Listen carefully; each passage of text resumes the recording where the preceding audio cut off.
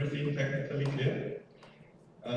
Yes, what I'm talking about today, or in the morning actually, here I'm sitting in the outskirts of Vienna in Austria, so it's early morning here. That's a good way to start with a good lecture in a foreign country. Thanks to video conference technology, all this is possible to be connected. What I'm going to talk about today is provide an impulse on our pulse watch for the brain. I have a background in neuroscience and I have a background in consulting. And in this company, Mindset Technologies, actually I'm using both. But trust me, for the next couple of minutes, I will be much more in the realm of science, and especially neuroscience, where I come from, because what we are dealing with is the way esports athletes who train and perform happen with mental power monitoring. And yeah, we all know power monitoring. If you have a bike, if you are running, you might have a pulse watch. And this pulse watch might show you what kind of watt you produce at the moment, which is the measure for energy in this case. Like calorie is a measure for energy. It's not so easy with brain power, but we all have the feeling that sometimes we are tired. And the thing is, once we are tired, it's too late. And, so what we are discussing today is ways of training, ways also of separating competition to perform better. 네, 오늘 이렇게 아침에 여러분들을 만나뵙게 되어서 반갑습니다. 저는 지금 현재 오스트리아 비엔나에 있고요. 이렇게 아침을 좋은 강의로 시작할 수 있게 되고 너무나 좋다고 생각합니다. 그래서 외국에 있는 여러분들과 함께 이렇게 비디오 화상회의를 할 수 있게 되어서 그 모든 기술과 준비해 주신 분들께 감사의 말씀을 드립니다. 오늘 저는 그 뇌를 위한 그 스마트워치에 대해서 말씀드릴 건데요. 그래서 이것을 통해서 e스포츠 선수들이 어떻게 하면 더 훈련을 잘 받고 더 좋은 성과를 낼 수 있는지, 그래서 멘탈 파워, 그 정신력 모니터링을 통해서 어떻게 잘 할 수 있는지에 대해서 말씀드릴 것입니다. 저는 식품과학과 컨설팅의 백그라운드가 있고요. 그래서 저희 회사에서 이 두 가지 분야를 다 사용해서 기술을 개발하고 있습니다. 그리고 저희는 오늘 과학적인 영역에서 말씀드릴게요. 특히나 신경과학에 대해서 말씀드릴 것입니다. 그래서 e스포츠에 어떻게 이거를 적응할 수 있는지에 대해서 말씀드리겠습니다. 여러분 펄스워치 그 맥박 시계 아시죠? 그리고 뭐 자전거를 탄다든가 할 때 이 시계를 사용하게 되면은 우리가 얼마나 많은 에너지를 사용했는지, 예를 들어서 칼로리를 얼마나 사용했는지를 알 수가 있습니다. 이런 기술들을 뇌에 적용하는 것은 쉽지 않지만 저는 이런 기술을 개발하고 하는 것입니다. 근데 이런 여러분들이 일단 피곤하게 되면은 정말 그건 더욱더 너무 늦게 되어있는 거기 때문에 피곤해지기 전에 그 신호를 먼저 받을 수 있다면 좋은 트레이닝 방법에 적용할 수 있을 것이라고 생각합니다. For the mode, I've prepared a set of slides, and I will not cover every slide entirely, but I will of course send the slides so you can go through them in more detail and have a look at them. 제가 슬라이드를 준비를 했는데요. 여러분들 슬라이드 같이 보시면서 더욱더 자세하게 설명해 드리도록 하겠습니다. Super. So let's go. What we're dealing with actually, like a muscle, we also have a brain in our heads, and this brain is pretty complicated and consists of 86 billion to 100 billion neurons, and they are all orchestrated by our attention. And like you train a muscle, you also have to train your attention and your brain. It's what every sportsman does, every great sportsman does, but also musicians do, for instance. And then you just imagine what happens when 86 billion fans are cheering for your success. 네, 여기 사진을 보겠습니다. 저희 그 뇌에는요, 저희 뇌에는 860억 개의 식용세포가 존재하고 있습니다. 그래서 이런 식용세포들이 우리의 주의 기능을 의해서 조율되고 조화를 이루어지는 것입니다. 그래서 저희의 인지와 행동을 형성하기도 합니다. 그래서 이것을 e스포츠 선수들에게 적용을 해서 그들의 정신력을 모니터링하는 데 사용하고자 하는 것입니다. 여러분 한번 상상을 한번 해보십시오. 860억 명의 팬이 여러분들의 성공을 응원한다면 어떤 기분이 들까요? That is what we as mindset technologies are working with. We are predicting attention. We are a startup company based in Austria and Switzerland, and we will empower peak performance in esports with Pulse Watch for the brain. We combine machine vision, so it's this artificial intelligence part, neuroscience, and data analytics with deep learning algorithms in order to have maximum validity. That means what we say should be true, and real-time processing. You shouldn't wait too long for what you get actually, if you get feedback. 네, 저희 기술은 선수들의 집중력을 예측하고자 하는 것입니다. 저희는 스타트업 회사로서 스위스, 오스트리아에 초대하고 있습니다. 우리는 e스포츠에 있어서 어떤 그 능력을 향상시키기 위해서 지금 이런 기술을 개발하고 있고요. 그래서 내일을 위한 펄스워치, 맥박시계라고 할 수 있습니다. 우리는 또한 머신 비전과 또 신경과학, 또 데이터 분석을 결합해서 또 딥러닝 알고리즘을 사용하여서 우리가 최대의 유효성을 효과를 높이고 그리고 실시간에 처리를 하는 것을 통해서 여러분들이 너무 오랫동안 기다리지 않으실 수 있도록 하는 기술입니다. What will we cover? What will I cover in the lecture? First of all, two big blocks: the nature of athletics, where I'll invite you to a journey also through our brain and through how the biology works. And then we'll discuss the boosting performance in esports, which will also be something like a cliffhanger to the payment discussion afterwards. 네, 여기 그 슬라이드를 한번 보시면요. 저희 오늘 제가 말씀드릴 내용은 첫 번째는 그 육상 경기, 즉 운동 경기라는 것의 본질에 대해서 말씀드리고 그 다음에 또 내로 한번 여행을 떠나볼 거고요.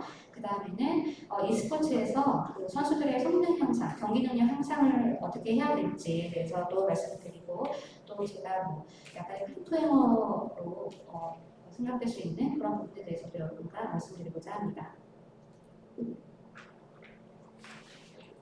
Let's start with the nature of athletics. Classically, an athlete looks like this. So there's a huge discussion whether esports is athletic or not. But given one of the definitions, it definitely is, although it's not wrestling, because it means to contest for a prize or to be a prize fighter, a contestant in the games. And on the other hand, you also have athletes not like this discus thrower from Myron, but also shooters and of course chess players. Would you say that they are not athletic? So that definitely is a question that remains to be tested. 네, 먼저 운동선수라는 것은 무엇인가에 대해서 한번 말씀드리겠습니다. 한 정의에 따르면요, 여러분들 기본적으로 운동선수는 이렇게 보이는데요. 레슬링 선수가 아니라면은 어쨌든 이 운동선수라는 것은 어떤 대회에 나가서 상을 따려고 열심히 경주하는 그런 사람들을 말하는 것입니다. 이 사진에 나온 것처럼 이 총을 쏘는 이 슈터와 또 밑에 있는 체스 플레이어 또한 어떤 일종의 운동선수라고 할 수 있는 것입니다. That also shows that there is a long tradition of defining what is athletic. I mean, it goes back to the Olympic Games, it goes back thousands of years actually, and now we have something probably different, mind athletics, and they don't look like this here. When you say, okay, you have anatomy and physiology, which are the typical background of an athlete, there still are, but in a different way. And as you see those guys here, that was a great workout, Mr. Schwarzenegger and Mr. Stallone.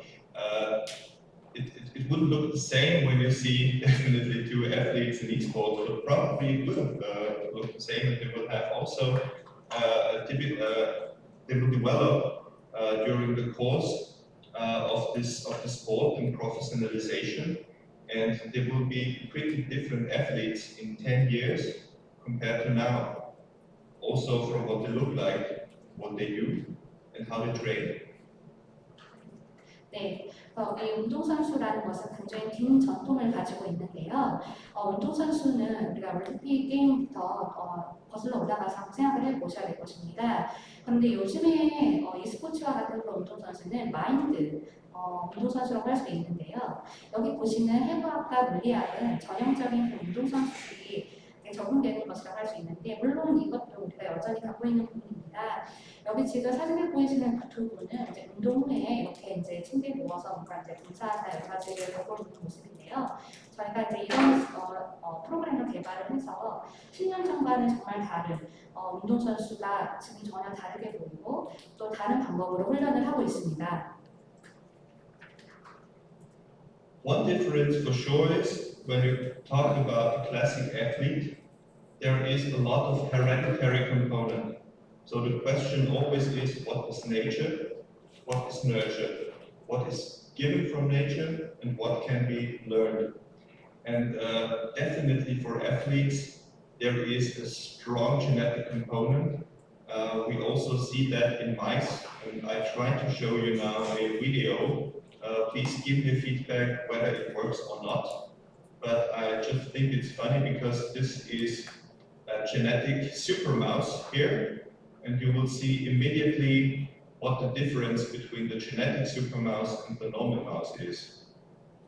네, 그래서 정말 Can you see the video? Yes, you can see. 그래서 큰 차이가 있는데요.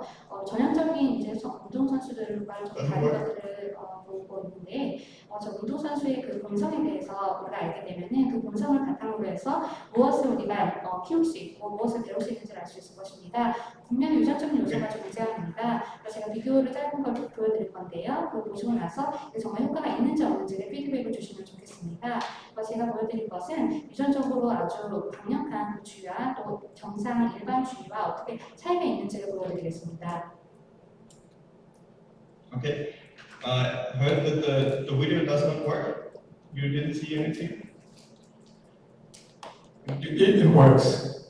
You can see it. It works? Yeah. You can see it? Yes.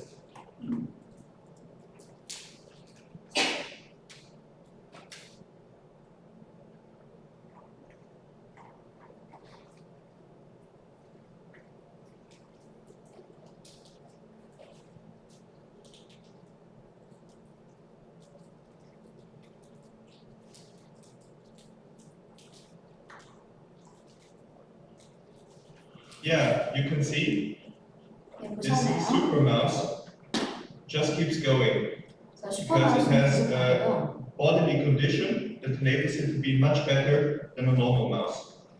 So it's hard to say if you have something similar in other sports as well, but for everything that's physical, there is a strong genetic component as well.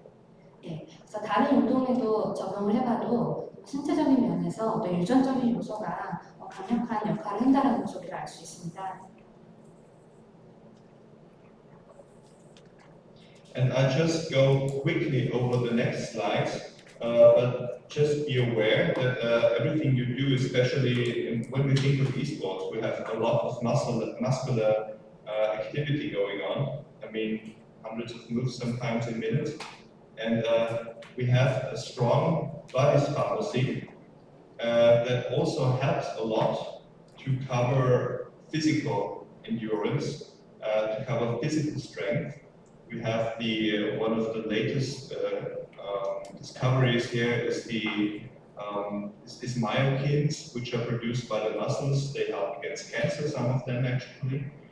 We have a lot of hormones, and we have the good old classical effect of endorphin when you're running, and also an effect actually when you're playing a musical instrument, or most probably when you're playing esports as well, that you have those opioids.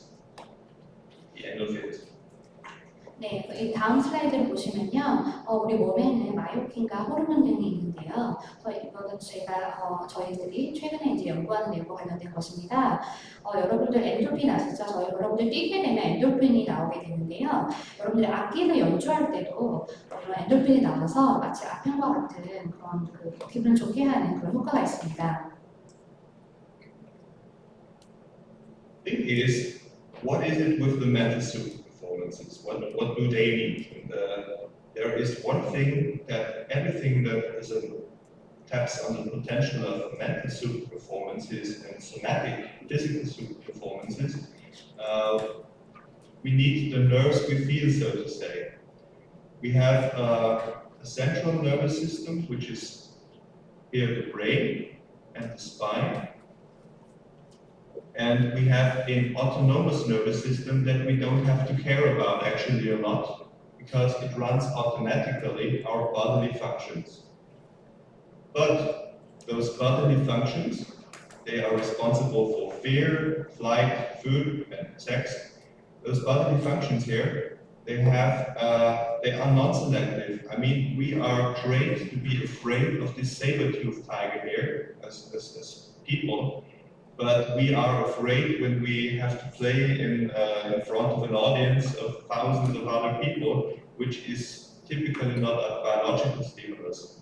It's just a carryover effect that everything we have as a reaction mechanism to external threat will overshoot also in situations where the threat is not that big. So this is the system that might put us under stress. 네, 이 다음 이 슬라이드를 한번 보시면요, 우리의 정신적인 어떤 능력을, 성능을 아주 높이는 그런 부분을 활용하게 되면 우리의 신체적인 능력도 같이 향상될 수가 있습니다. 예를 들어서 우리 몸에는 모든 신경계가 있는데요. 중앙신경계가 있고요. 여기 보시면 뇌와 척추에 존재합니다. 또한 우리 몸에는 자율신경계도 있는데요. 이 자율신경계가 우리 몸을 자동적으로 제어를 하게 됩니다. 하지만 이 자율신경계가 또한 관장하고 있는 것은 우리의 두려움, 공포, 또 식욕이나 성욕 이런 것도 관장을 합니다. 그래서 여러분들이 지금 사진을 보시는 이제 이런 무서운 호랑이를 보게 된다면 공포나 두려움을 느끼게 될 것입니다. 또한 수초명 앞에서 뭔가 연설을 해야 된다고 했을 때도 그런 공포를 느끼겠지요. 이런 모든 그 신체 자극을 관장하는 것입니다. Normally, those two systems, the sympathetic system and the parasympathetic system, should be in a balance. That means when I have this flight reaction, I should have, on the contrary, something like have a rest reaction. And I say, okay, the fear is over, the danger is gone, I can relax again. I can start to breathe normally, the heart rate is going back, and now it gets interesting for us here. It constricts the pupils here, and it delays the pupils when it's sympathetic. So this is also where it comes from when you say, I find someone sympathetic. Because when you find someone sympathetic person, your pupils delayed, they just go up, and you can see this pretty well. And we see this too at Mindset because we're looking at the effect of this autonomous system on the one hand. So this is one part that's essential for our performance, both mental and physical. 네, 보통 이제 중앙신경계와 또 자율신경계가 있는데요. 이 두 시스템이 균형이 맞춰져야만 합니다. 그 사진을 보시는 것처럼 심패틱 영역이 있고 페라시mpathetic 영역이 있는데요. 이 모든 것이 우리가 두려움을 느끼거나 위험을 느끼겠을 때 그 느낌이, 그 감정이 사라지면 우리가 다시 숨을 쉴 수 있게 되고 안도하게 됩니다. 예를 들어서 우리 동공의 움직임도 나타나는데요. 우리가 놀라거나 공포를 느꼈을 때는 동공이 확장됐다가 그 다음에 이제 그런 감정들이 없어지면 다시 동공 크기가 원래대로 돌아가게 됩니다. 이런 식으로 우리 신체의 어떤 그 시그널을 통해서 우리가 이것을 알 수가 있는데요. 우리가 지금 보시면 우리가 이런 자율신경계나 중앙신경계 또 이 두 가지 영역들을 잘 균형을 맞추게 되면은 우리 능력을 정신적으로나 신체적으로나 향상시킬 수가 있습니다. Okay. So in physical training and mental training, one important aspect is to keep balance here. But then we have the nerves we don't feel. This is our central nervous system. And here it's not the balance, it's the specialization. Because our brain, which is in the middle of our skull, is highly connected, as we can see here. This is a method to show the connections. But it's also highly specialized with areas that are responsible, for instance, here for feeling something, and here for acting around this area here. 네, 그래서 우리가 신체 훈련이나 정신 훈련을 하게 될 때 이 모든 시스템이 균형에 맞춰져야만 합니다. 그래서 아까 제가 말씀드렸던 것은 우리가 느낄 수 있는 신경이 있고요. 이번에는 우리가 느끼지 못하는 신경에 대해서 말씀드리겠습니다. 제가 좀 더 구체적으로 말씀드릴 텐데요. 여기 보시는 사진은 조개골 안에 있는 그 뇌 부분입니다. 그래서 여기 아까 보시는 것처럼 그 파란색 부분은 우리가 감정을 느끼는 부분이었고요. 노란색 부분은 우리가 동작을 할 때 그 부분에 대해서 관찰하는 부분입니다. The very important thing here is the brain is very plastic. It has a high level of plasticity, and that means it can change its function and surface to the demand. And there are studies already that show that in esports players there are changes in the brain, not only in perceptual or reaction time, but really in the brain, where you see that brain areas have altered their size, for instance, like in this haptic area. 네, 그래서 중요한 것은요, 이 뇌에서 어떤 변화가 일어나는 것입니다. 그래서 우리가 필요한 기능들을 좀 더 극대화시킬 수가 있는데요. e스포츠 선수들 같은 경우에는 이 뇌를 이제 훈련을 하게 되면 그들의 인지 능력뿐만 아니라 반응 시간도 향상시킬 수가 있습니다. 그래서 뇌의 특정 영역을 훈련을 하게 되면은 그 뇌에서 변화가 일어나고 이것이 그 능력 향상으로 이어지는 것입니다. And this contains two aspects. If we do the right thing, we have a very positive impact on this plasticity of the brain. And if we're doing wrong things, we still have an impact, but probably not the best impact. And that is something we need to know for training, because only the right training brings out the right difference to everyone else who does the wrong training. And that makes the peak performance in the end. 네, 그래서 여기서 저희가 이제 중요한 것은 두 가지 면이 있는데요. 우리가 제대로 된 훈련을 하게 되면은 정말 긍정적인 효과를 가져오게 되고, 잘못된 훈련을 하게 되면은 영향을 주긴 하지만 최고의 영향을 주지는 않을 것입니다. 그래서 우리가 훈련생들을 잘 훈련시킬 필요가 있는데요. 그래서 올바른 훈련법을 가지고 우리가 접근을 했을 때 올바른 아주 좋은 변화를 만들어낼 수가 있는 것입니다. But let's get deeper into the subject here. How do we look into the brain? That's hard to say because when we use, for instance, electroencephalogram, that's something where you have to put electrodes on the skull and to do a lot of mathematical tricks to find something out. You can't look into the skull. We don't do this, but people did it thousands of years ago because they already had this relationship between behavior and the brain. But the question remains, when it's mental, what does mental training mean? When we say, okay, we know that training has effect on the brain, how can we do mental training? Mental training is typical in sports. How can we do this? 그래서 운동선수의 뇌를 어떻게 하면 훈련을 할 수 있을까요? 여러분들이 뇌를 훈련한다 생각을 하면은 흔히 이제 예를 들어서 머리에 뭔가 전극이 달린 그런 뭔가 기기를 착용을 하고 뭔가 뭐 뇌파를 측정한다든지 뭐 이런 걸 상상하실 수 있을 텐데요. 물론 그런 것도 할 수 있겠지만 그 예전부터 우리가 이렇게 했었던 이유는 우리 행동이 뇌와 연관이 있다는 걸 알았기 때문이었습니다. 그렇다면 멘탈 트레이닝, 우리의 멘탈을 훈련하는 것은 그러면 뇌를 어떻게 훈련해서 할 수 있는 걸까요? And this is exactly where attention comes into play again. because attention is the function that puts all our perceptions and our actions together and what we plan to do. And the attention is not a new phenomenon, but it was detected interestingly, and there was a lot of focus on it during World War II, when this Mr. Donald Broadbent from England found out that radar supervisors, radar monitoring people, they did after a while, after an hour sitting in front of their radar display, they did not see the enemy planes coming. And not in the sense of they were sleeping, but they just could not see them because their attention was completely shut down and they did not take any further stimuli into their perception. And that was when he said, our mind is a limited capacity channel and it can only process so much.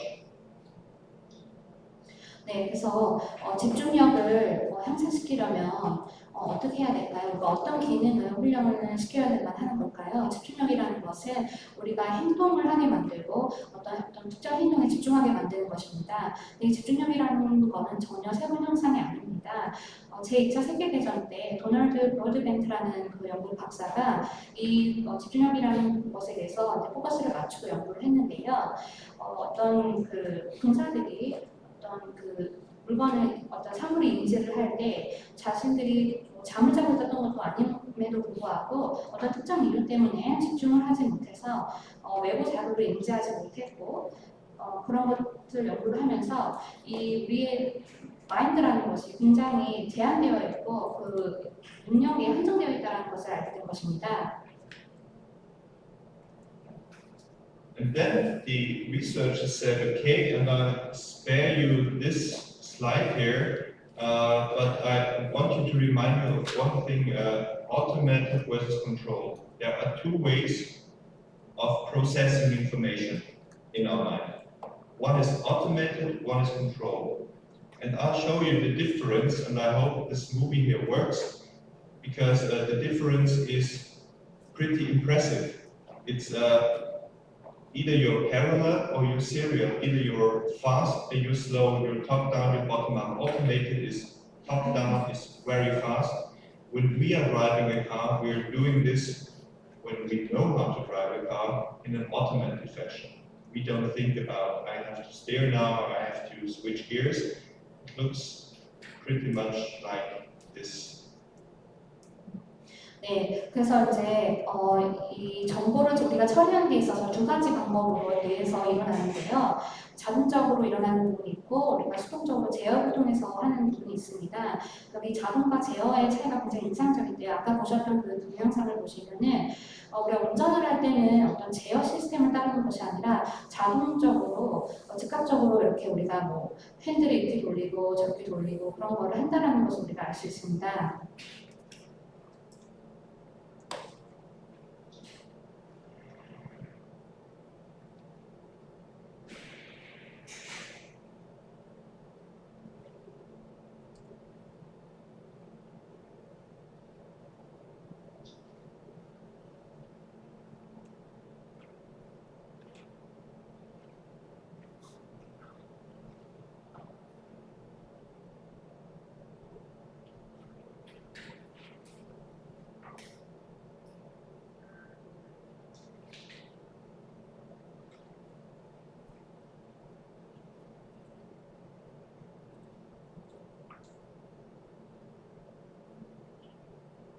Yes, when it's automated, everything is working fine.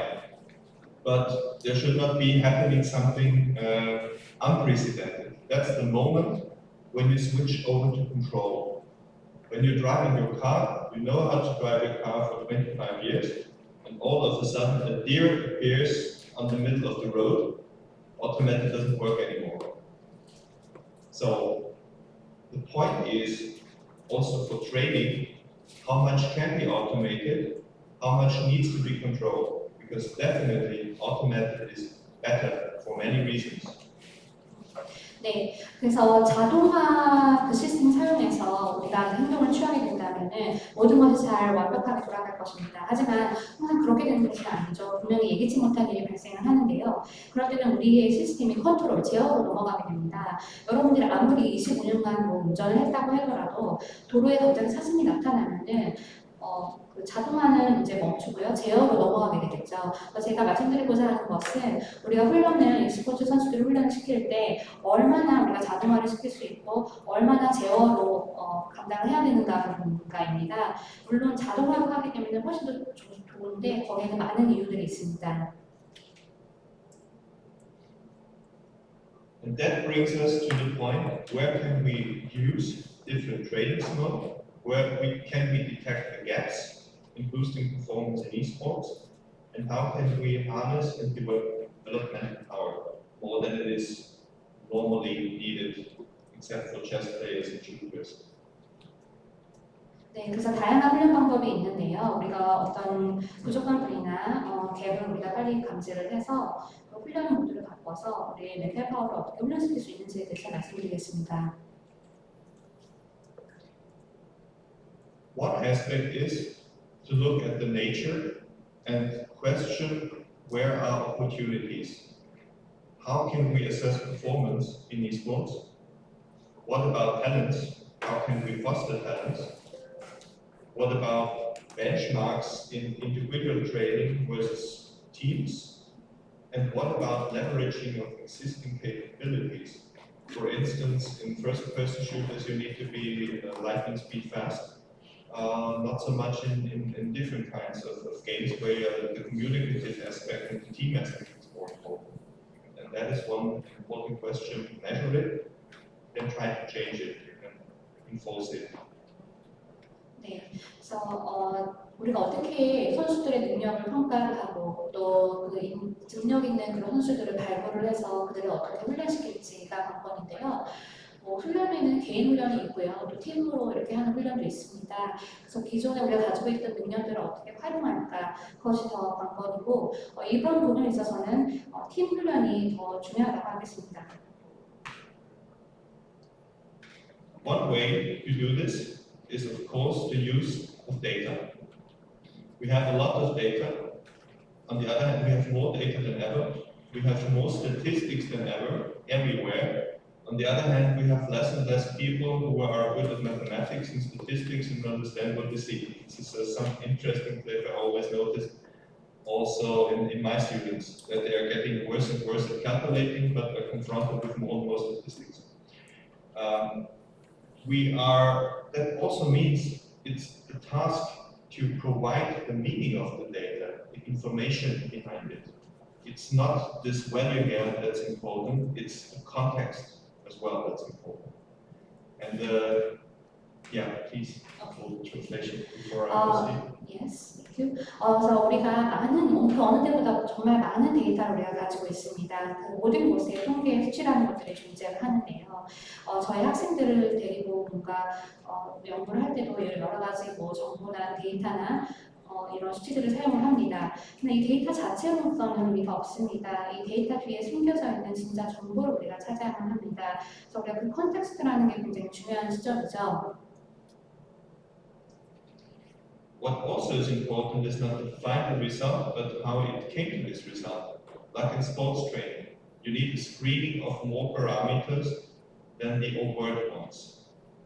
And this is, for instance, here a screenshot from my Polar Pulse Watch site, where I see exactly how my training has been in August. How many training units I had, how many calories I have burned, the speed, the average heart rate, and all this can be selected here and watched and put into information for further training.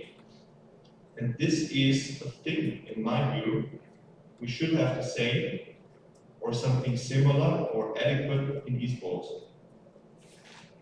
네, 그래서 여기 화면에 보시는 것은요, 우리가 스포츠 훈련에서 사용하는 어떤 바로미터라고 할 수 있는데요. 제가 이제 펄스워치 관련 사이트에서 스크린샷으로 찍어온 화면인데요. 여기 보시면은 특정 어떤 월에 얼마나 많은 훈련이 이루어졌고, 그 선수들이 얼마큼의 칼로리를 소비를 했으며, 스피드는 어땠고, 또 십자 박동수는 어땠고, 그런 다양한 그런 정보들이, 데이터들이 있습니다. 이 데이터 중에서 우리가 필요한 그 데이터를 추가 선택을 해서 우리가 그것을 확인하고 정보를 옮겨서 이것을 추가 훈련 내에 사용할 수 있는 것입니다. 이런 일반 스포츠에서 하는 방법은 우리가 e스포츠에도 똑같거나 아니면 유사하게 적용해야 된다고 생각합니다. And the good thing is, we have now a lot of calculating power, we have big data, and we also can use AI support for the analytics of training. This is especially helpful in an environment like esports, where you have actually a complete translation of what you do into data. 네, 그래서 여기서 보면 우리가 빅데이터도 있고요, 또 훈련에 대한 분석치도 있습니다. 그래서 우리가 이 스포츠에 이것을 어떻게 적용할 수 있는지 완벽하게 우리가 이것을 해석을 해서 적용해야 될 것입니다. In every other sport, you have a lot of trouble to translate the doings into data. For a runner, you have GPS, you have a pulse watch, you have probably something in your shoes to know how fast you're moving your feet. But the thing is, you don't need this in esports, because in esports, everything is there already. You have all the data you need, almost all the data, but for attention data. 네, 그래서 다른 스포츠에 또 우리가 이 여러 가지 이런 데이터를 정보로 전환하고 해석하는 그런 과정이 있는데요. 예를 들어서 뭐 러너나 뭐 GPS나 펄스워치나 뭐 신발에 또 어떤 뭔가 기기를 넣어가지고 우리의 뭐 여러 가지를 측정할 수 있겠죠. 하지만 이 스포츠에는 이런 모든 장비가 다 필요 없습니다. 거의 모든 데이터들이 다 준비가 되어 있고요. 그 집중력과 관련된 부분만 없습니다. And when you are in a data-rich environment, it is very helpful to use artificial intelligence, because it's perfect. You have a lot of data. Even in esports, you have high-quality data. And you can use, for instance, computer vision to detect the movements of persons. You can use natural language processing here to understand the commands of persons in gameplays. You have deep learning here to understand the meaning of the expression on the face of someone playing. All this works pretty fine in an environment where you have 100%, almost 100% data transparency. 네, 그래서 여러분들이 데이터가 정말 풍부한 환경에서 살고 있다면 AI가 정말 활용도가 높을 것입니다. 그래서 이런 우리가 정말 많은 데이터를 가지고 있고 고품질의 데이터를 가지고 있는데요. 예를 들어서 컴퓨터 비전을 통해서 우리가 사람들의 동작을 감지를 할 수가 있습니다. 또한 이제 e스포츠 선수들이 경기 중에 하는 코멘트나 이런 것들을 통역을 할 수도 있겠고요. 그들의 얼굴 표정도 분석할 수 있을 것입니다. 이처럼 정말 거의 100%에 가까운 좋은 데이터들이 우리에게 있습니다. Classical way goes over the eye. If I say I want to see what the tension is like, I have to observe the eyes. I have to observe the blood flow in the face as well. That's very helpful. But with the eye movements, I see a lot. This is a typical picture here of eye movements, and those eye movements change with the decay of attention, of vigilance, and of arousal. 네, 그래서 그 눈을 분석하는 그런 전통적인 그림이라고 볼 수 있는데요. 우리가 선수의 집중력을 알기 위해서는 이 눈을 관찰을 해야 됩니다. 눈에 흐르는 그 혈류도 알아볼 수 있고요. 눈의 동작도 감지할 수 있습니다. 눈 동작을 나타내는 전형적인 그림을 여러분들 지금 보고 계신데요. 선수들의 집중력이 낮아지게 되면은 이 경계심도 낮아지게 되면 이 눈에 어떤 변화가 일어나게 됩니다. And when we combine this knowledge about the current attentional state of an athlete, and we know the history of the athlete, we can put him onto one of those typical functions here. I'll explain the function later. It's a very important function. 그래서 우리가 여러 가지 이런 데이터를 이제 가지게 되면 우리가 이제 지식을 가지게 되는 건데 현재 그 선수의 그 집중 상태를 우리가 알아볼 수 있고 또 그 선수의 그 기존 히스토리를 우리가 볼 수 있다면 전형적으로 어떤 그 선수의 기능을 어떻게 향상시킬 수 있는지를 우리가 알아볼 수 있을 것입니다. 그 기능에 대해서는 정말 중요하기 때문에 이따가 다시 설명드리겠습니다. This is a function that describes all of us. And it just means if we want to have a strong performance, we cannot do this in every state of our arousal. Now it's 7 in the morning here, it's almost 8 now, but it's not the normal time for high performance because my arousal is pretty low here, so the performance isn't perfect. In this area here, where we are somewhere in the middle of our arousal, we have a consistent high performance in whatever we do. It could be cognitive performance, can also be physical performance. That goes for difficult tasks. 네, 그래서 이 보시면은 우리가 기능을 살펴볼 수 있는데요. 그 우리가 강력한 능력을 갖기를 원한다면 우리가 언제 가장 효율이 높은지를 봐야 될 것입니다. 예를 들어서 저는 지금 여기가 아침 7시가 넘어서 거의 8시가 되어 가는데요. 이렇게 이른 아침 시간은 저한테는 일반적으로는 그렇게 그 퍼포먼스가 좋아지는 시간은 아닙니다. 그래서 지금 여기 표에서 보시다시피 굉장히 낮은 걸 알 수 있지요. 그런데 여러분들이 일어난 지 어느 정도 적정 시간이 지나게 되면은 우리가 대부분 그게 뭐 간단한 테스트든 아니면 어려운 테스트든 뭐 인지적인 테스트든 아니면 신체적인 테스트든 높은 퍼포먼스를 보인다는 것을 알 수 있습니다. When you have high arousal, for instance, when you're in a competitive situation and you're not super cool by nature, difficult tasks, your performance will decrease. But if you are highly drilled, if you have drilled your movements 1,000 times, 10,000 times, minimum, 10,000 hours, some say, you perceive many tasks as much simpler, and the more aroused you get, the stronger your performance will be. So it's highly individual how this curve actually works, but in general, it's an inverted U shape. Not enough arousal, no performance. Too much arousal, no performance. In the middle, we feel right. We are the center of flow.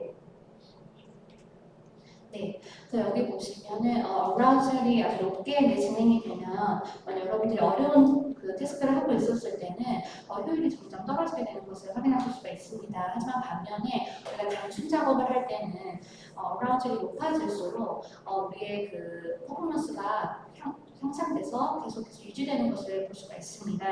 이 커브가 어떻게 갈지는 개인에 따라 굉장히 다른데요. 대부분 이제 일자 뒤집어진 이렇게 일자 선을 그린다고 할 수가 있습니다.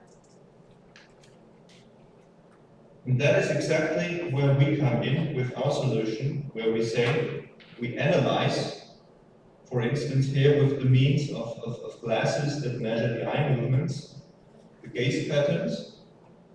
Then we provide a training program together with the experts. That's the point. So we are not the ones who know exactly what to train in esports, so we need experts for that.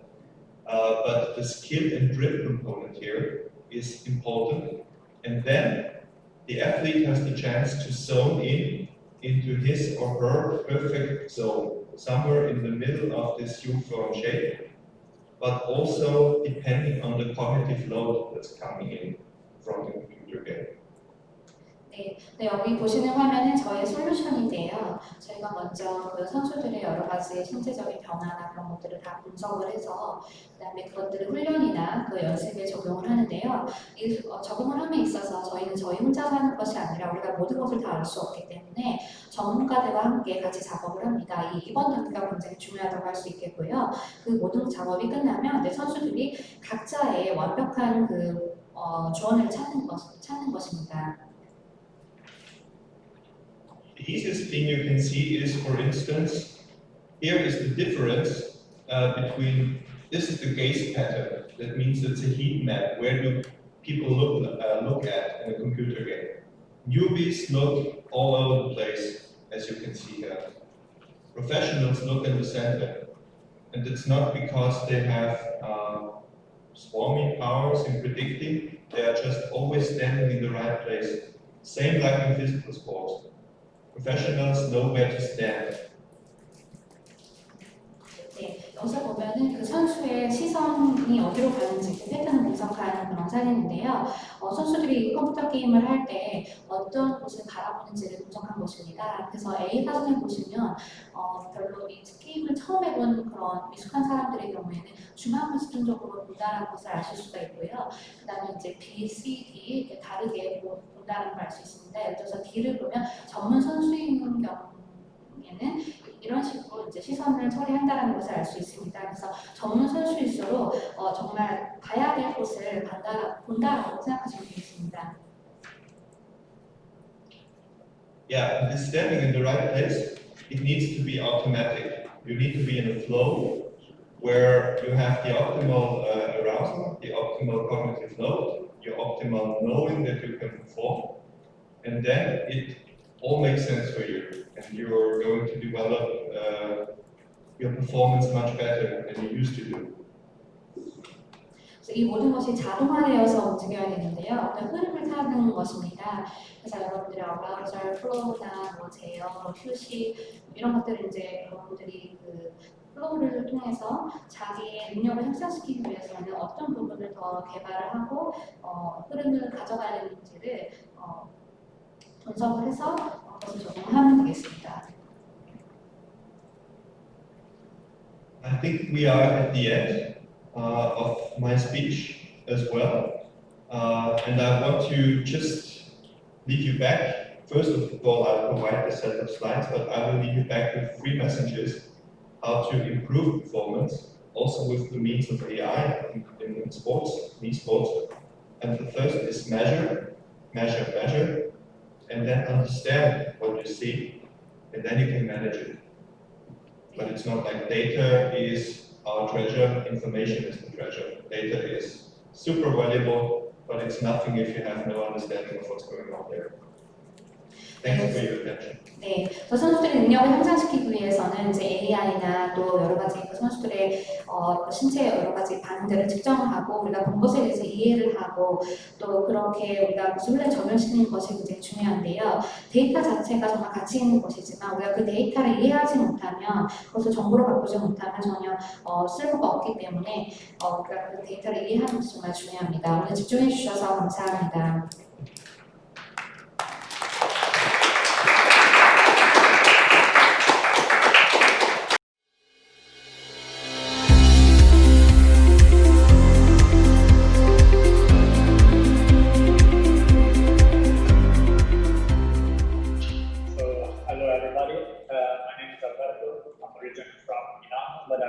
Shanghai, China for the past 8 years, and I am with eSports as a managing editor for the China Super League, and I actually report to EA Korea, so I've been to Seoul many times over the past years, and I would say I'm a supporter since the age of 4 or 5, on a Game Boy, playing FIFA 94 to 95, so I've been addicted to video games since then. I'm very happy to be here today with Christian and with all the panel and with all the 네, 안녕하십니까. 제 이름은 알베르토 카즈누가이고요. 저는 일렉트로닉 아트 소속이고요. 그리고 현재 지금 상하이에 8년째 거주를 하고 있습니다. e스포츠 분야에서 일을 하고 있습니다. 한국에는 전에 많이 방문한 바 있고요. 제가 이제 비디오 게임 분야에서 이제 일을 하기 때문에 오늘 이 자리에 여러분과 함께하게 되어서 정말 기쁘게 생각합니다. Hello again. My name is Christian Kuzmic. I come from Austria, live near Vienna, and it was 20 years ago, actually 25 years ago, when I had I have an echo here. Okay, testing again.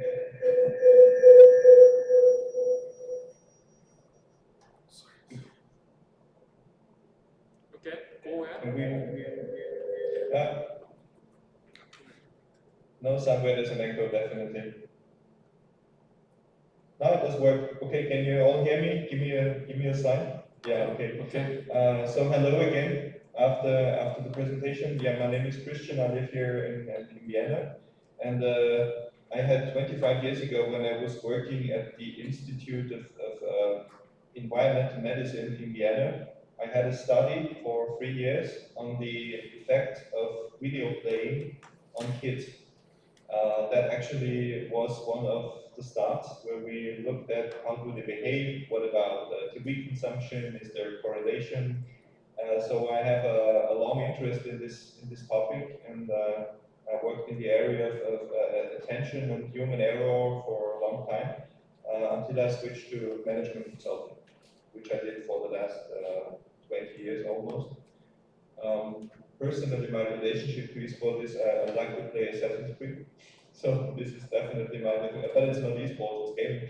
But it's kind of yeah, addictive for me, and I like to play myself, and I understand also the yeah, the limitations. I can well imagine into the head of an athlete to some extent what stress and strain it is. So this is my interest from the company Mindset Technologies that we are having as a startup. We are interested in esports in both ways. First of all, because we know that there is the most interesting set in data we can get from most interesting people when it comes to attention. And second, it's just a cool sector. That's the thing. So that's interesting for us. 네, 안녕하십니까. 네, 발표 후에 다시 한번 인사드리는데요. 저희는 크리스찬 쿠스미치고요. 저는 오스트리아 비엔나에서 왔습니다. 저는 25년 전에 인디애나에 있는 한 연구소에서 3년간 비디오 게임을 하는 것이 아이들에게 어떤 영향을 미치는지에 대해서 연구를 했었는데요. 그래서 비디오 게임 자체가 아이들에게 어떤 영향을 미치고 그들의 어떤 행동 패턴을 나타내며 또 그들이 게임에 소비하는 시간이 그들의 그 행동과 어떻게 관계가 있는지, 이거 여러분도 아시다시피 정말 오래된 주제입니다. 이걸 연구를 했고, 그리고 저는 이제 컨설팅 매니지먼트 분야에서 20년간 일을 했습니다. 제가 이제 e스포츠에 관심을 갖게 되면서 또 여러분처럼 유명한 e스포츠 게임을 즐기기도 했는데요. 정말 중독성이 있다라고 느꼈습니다. 제가 마인드셋 테크라는 회사를 창업을 했는데요. 지금 아직 스타트업이라고 할 수 있습니다. e스포츠에 많은 관심을 가지고 있습니다. 우리가 왜 여기에 관심을 가지냐면 집중력이라는 주제에 있어서 가장 흥미로운 데이터가 있는 곳이 바로 e스포츠라고 생각하기 때문입니다.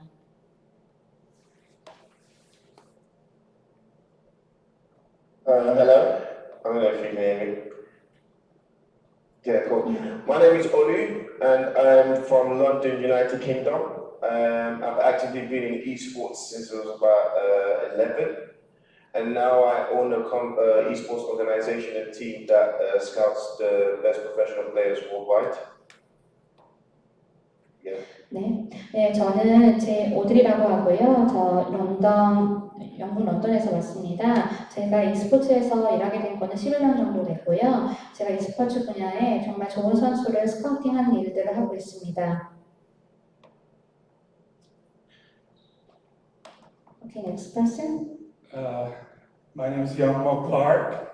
You can call me YN. And I'm currently working at a global game outsourcing company called PTW. I'm the CEO of Korea.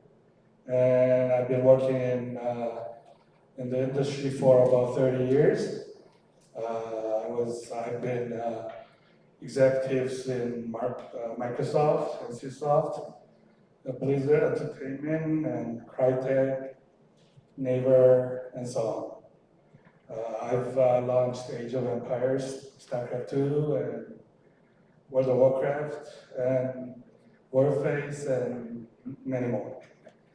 Currently, I'm also working in esports area as a corporate advisor to op.gg. Thank you. 네, 저는 제 이름은 박영목이고요. 제가 PTW 코리아의 CEO입니다. 제가 이 분야에서 일하게 된 것은 30년 정도 됐는데요. 제가 마이크로소프트와 네이버 등과 같은 회사에서도 재직한 바 있습니다. 제가 지금 이 스포츠 분야에 대해서 관심을 많이 가지고 여기서 재직을 하고 있는데요. 그래서 이 스포츠 관련 그 기업의 어드바이저 역할도 하고 있습니다. 만나서 반갑습니다. Okay, thanks for the introduction, everybody. Let's start with the first question. Okay. 초대해 주셔서 감사합니다. 첫 번째 질문부터 드리겠습니다. Okay. In order to developing esports industry in the future, because right now the esports still is very early stage. So in order to developing the esports industries, what are the core and key factors or the pre-requirement elements in your thought? Can you, anybody can say about this question first? 네, 그래서 e스포츠가 아직 더욱더 발전되어야 될 부분이 있는 산업이라고 할 수 있는데요. 어떻게 하면 이 산업을 개발시킬 수 있을까요? 이것을 하는 데 있어서 어떤 코어 그런 핵심 요소나 어떤 전제 요구 조건이라고 할 수 있을 만한 것이 있을까요?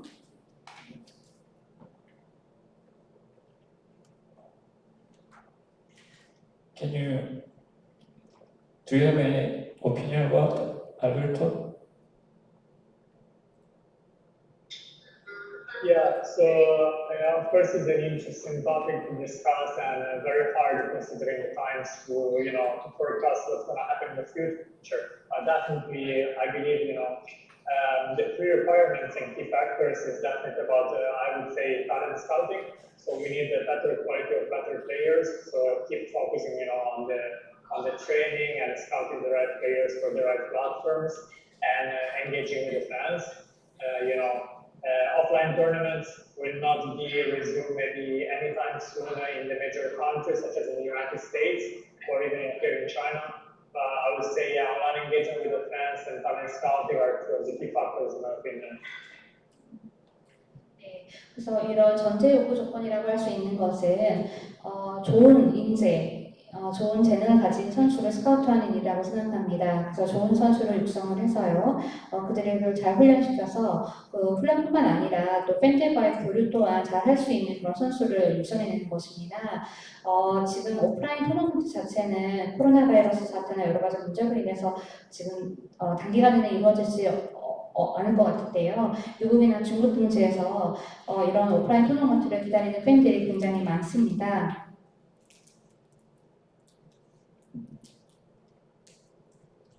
How about also as the pro players? You have any other opinions? One of the biggest requirements for the esports industry, as Alberto said, is talent scouting. I think it's very important that we find players organically that do not based on media exposure, but on talent and gaming skills, and also IQ play. I think it's one of the biggest requirements right now.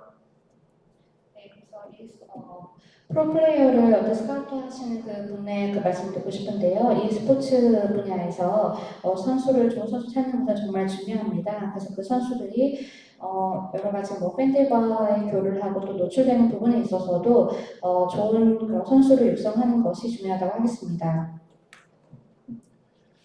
Okay, so as you guys mentioned, scouting and training and some kind of the environmental elements, all those are required for the developing the esports industry. So, but actually in Korea, there's a lot of and various and different viewpoints about the training programs and systems for the esports playing players. So, what is your situation like in Europe, China? Is there any specific the viewpoints or some kind of the opinions in your areas for training the esports players? 네, 그래서 스카우팅을 하는 거는 훈련을 하고 또 환경적인 요소들이 e스포츠에 있어서 굉장히 중요할 텐데요. 사실 한국에서는 굉장히 좀 다른 그런 훈련 프로그램과 시스템으로 운영을 하고 있습니다. 그래서 여러분들이 지금 유럽이나 중국의 어떤 상황도 말씀해 주실 수 있을까요? 혹시 이 문제에 대해서 어떤 시각이나 의견을 제시해 주실 수 있을까요? How about China situation? Can you say about Alberto? Yeah, sure. I think in China is a current is a kind of paradox situation. On one side, there is this kind of cultural issue where esports is traditionally associated from the family and from the older generation, not as a good salary generator activity. So this is one side of it. But on the other hand, and it's quite surprising to see that actually, the government has started to push the esports activity as a kind of incentivizing the young players and also the older audience to engage with them. Because it has been identified as a kind of I would say factor to boost the engagement with the younger audience from the government side, and also for the younger audience to showcase their skills in a competition where traditionally doesn't have any strong player in the market. Let me just give you a quick example and then I'll let you translate. If you take football, for instance, there are certain nations that are very, very strong and have an heritage in football, right? But esports is still quite a new scene. So this is why the sports bureau of the government here in China is pushing this new sports trend for esports because they want to create a heritage, a successful heritage for China. 중국의 상황은 약간 좀 역설적인 상황이 있다고 할 수 있습니다. 한편에서는 이 스포츠에 대한 어떤 그 생각이 좀 부정적이라든지 아니면 여성들이나 아직 좀 오래된 그 9세대 같은 경우에는 이 스포츠를 하게 되면 별로 그 벌이가 좋지 않다 이런 이제 부정적인 인식이 있을 수 있는데요. 또 한편으로는 중국 정부가 이 스포츠를 굉장히 지지를 하고 많이 투자를 하고 있습니다. 그래서 상대적으로 이제 젊은 선수들을 이제 육성할 수 있는 기회가 온 것인데요. 여러 가지 요소가 있을 수 있겠지만 좀 더 어린 선수들을 육성함과 동시에 좀 더 어린 팬들, 젊은 팬들과의 또 교류도 필요하다고 생각을 합니다. 예를 들어서 우리가 축구 같은 경우에는 축구 강국들이 굉장히 많잖아요, 이미. 근데 e스포츠 같은 경우에는 어떻게 보면 새로운 어떤 산업이라 할 수 있기 때문에 중국 정부가 이 새로운 산업에 많이 투자를 하고 육성을 하려고 하고 있습니다. So in conclusion, China is currently a very positive ecosystem for esports, but specifically talking about the training, we have to keep in mind that the new generations of parents and new generation of children have many choices because China has a booming economy. So when you focus on what kind of career path or extracurricular activities the children will follow, esports is just one of them. Besides learning a second or a third language in some case, learning musical instruments and learning sports discipline. So there's a lot of competition, specifically talking about training programs. But as I say, the government is creating a positive ecosystem to reposition the brand image of esports in general. 네, 그래서 결론을 말씀드리자면은 시스템 자체는 굉장히 긍정적이라고 볼 수 있습니다.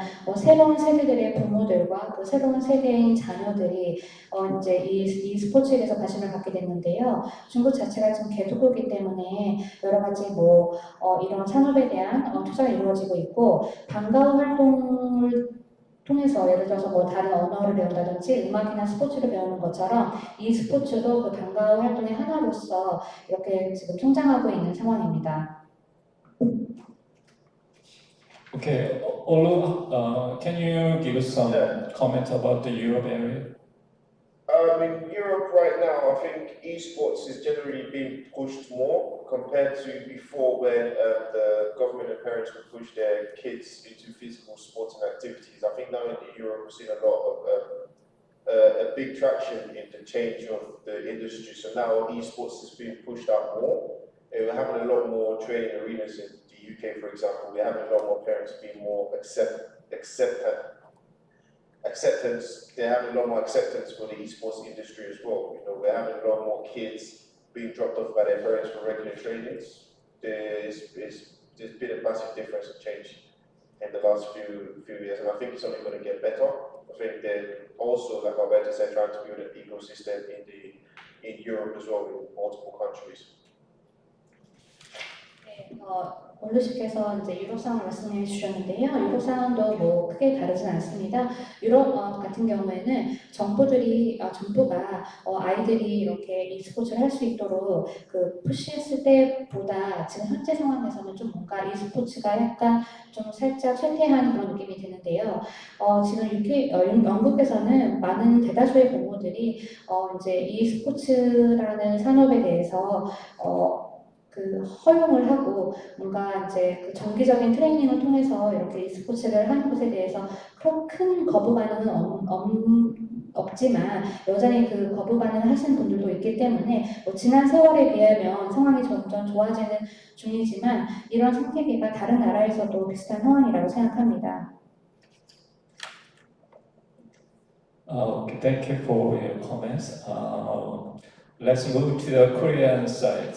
Youngmok, I think you know well about the Korean situation. Can you say about that? And then, if you think so, what's going good as a good point about the training system or ecosystem in Korea? Or what things needed some more advancing or more some renovation, whatever? 네, 그래서 박용록 씨께서 그 한국 상황에 대해서 말씀해 주실 수 있을 거라고 생각합니다. 지금 한국의 훈련 시스템과 생태계에 있어서 좋은 점은 무엇인지 아니면 좀 더 발전시켜야 될 부분은 무엇인지 말씀해 주시기 바랍니다. I think image-wise, it's pretty similar to cases in China. Maybe a lot of parents are concerned about playing games and not studying. And also, that is why public opinion is pretty much against the playing games. So we have a lot more to go, but I mean, it's gradually getting better because a lot of professional players are making good money as a vocation. So I think, in the future, even in Korea, it's going to be much better. But one thing that I am concerned is that we do not have systematic way of training these people, especially in amateur area, so that everybody just play in the PC cafes or play with friends, and there's no systematic approach. So I think like today we are talking about this kind of we are talking about scientific way of improving playing skills, and so I think this kind of approach is a good fit for future Korean esports community, especially in amateur area, to find out whether they are eligible for the professional league and stuff like that. And also, I would like to kind of mention one thing that we are not talking much is the physical training. I mean, I think we also need to do some physical training, but even in professional field, we are not doing so much. So I think we also need to prepare some kind of physical training program for these professional players to endure long time playing and also mouse moving and concentration, endurance, and things like that. 네, 지금 한국의 상황은 중국의 상황과 굉장히 비슷하다고 할 수 있겠습니다. 여전히 많은 부모들이 자신의 자녀가 공부를 하지 않고 게임만 하는 것에 대해서 걱정을 하고 있는 게 사실입니다. 그래서 전반적으로 게임을 하는 것에 대해서는 어떤 여론도 부정적이라고 할 수 있겠는데요. 그렇기 때문에 우리가 아직 갈 길이 멉니다. 하지만 점차 이것이 좋아지고 있다고 생각을 하고 있고요. 이것은 왜냐하면 점점 더 많은 그 e스포츠 선수들이 직업으로서 가치를 인정받고 또 많은 돈을 벌 수 있게 되었기 때문입니다. 그래서 이제 한국의 상황도 앞으로 더 좋아질 거라고 생각을 하고요. 단 한 가지 제가 걱정되는 부분은 저희가 어떤 체계적인 방법이나 훈련 체계가 없다는 것입니다. 특히나 아마추어 분야에서 그러는데요. 우리가 웬만한 많은 선수들이 다 뭐 PC방이나 그런 곳에서 지금 플레이를 하고 있습니다. 이건 전혀 체계적인 접근이 아닙니다. 그렇기 때문에 오늘 말씀해주신 과학적인 그런 방법들이 굉장히 선수들의 스킬을 향상시키는데 굉장히 도움이 될 거라고 기대가 됩니다. 그래서 그러한 과학적인 접근법이 우리 한국의 아마추어 그 시장을 위한 어떤 청사진이 될 수 있다고 생각을 합니다. 그래서 아마추어 선수들을 훈련을 시켜가서 그들의 어떤 프로페셔널한 그 리그로까지 갈 수 있는지 없는지를 알아볼 수 있을 것입니다. 오늘 저희가 많이 얘기하지 않은 부분은 바로 신체 훈련에 대한 부분인데요. 우리가 그 게임 선수들도 신체 훈련을 해야 됩니다. 그런데도 안타깝게도 그 전문적인 e스포츠 선수들도 이런 신체 훈련을 많이 받지 않고 있습니다. 그래서 우리가 신체 훈련 프로그램에 대한 부분도 준비해야 된다고 생각합니다. 그래서 선수들이 장시간 플레이를 한다거나 또 마우스도 계속 움직여서 손목도 많이 소모가 되고요. 여러 가지 집중력이나 끈기 면에서도 그것을 향상시킬 수 있도록 신체 훈련을 해야 한다고 생각합니다. Okay, so Yamo talk about a lot of things about systematic esports training program. So let's move to about those kind of systematic training programs. Can you say about what will be the systematic, ideal systematic training program? What elements should be including like a Christian's the study? So can you say some opinions from the Christian first? 네, 그래서 박홍모 선생님께서 많은 얘기를 해주셨습니다. 그러니까 체계적 프로그램에 대해서 얘기하고 싶은데요. 어떤 것이 가장 이상적인 체계적인 그 훈련 프로그램이 될 수 있을까요? 이 프로그램에 어떤 요소를 우리가 포함시켜야 될까요? 먼저 발표해 주신 크리스티안 분께 먼저 여쭤보고 싶습니다. Yes, I mean, in general, when you look at sports, you have a trainer who actually most of the time has been a player himself. If it's a boxing trainer, he has been a boxer himself. The same with music. So if you have a musical teacher, the teacher needs to have some experience of himself from the subject. So that's one part, and I think it's essential that you're talking from peer to peer on this level. But additional to this, the trainer must have one step beyond that, the capacity, first of all, for detecting the talent and detecting the right capabilities, plus the knowledge how to train them. Because what I also see in esports from an outside perspective more is that the careers are not very long.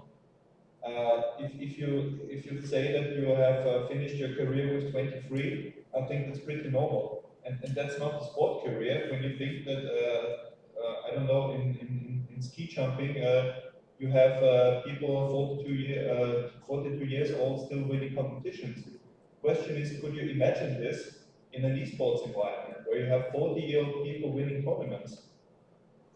And why isn't it possible? Is it really the reaction time? Is there something else? So the ideal system should actually be for a longer career, in my view, and it should systematically enable athletes to stay healthy and always sharp in their jobs.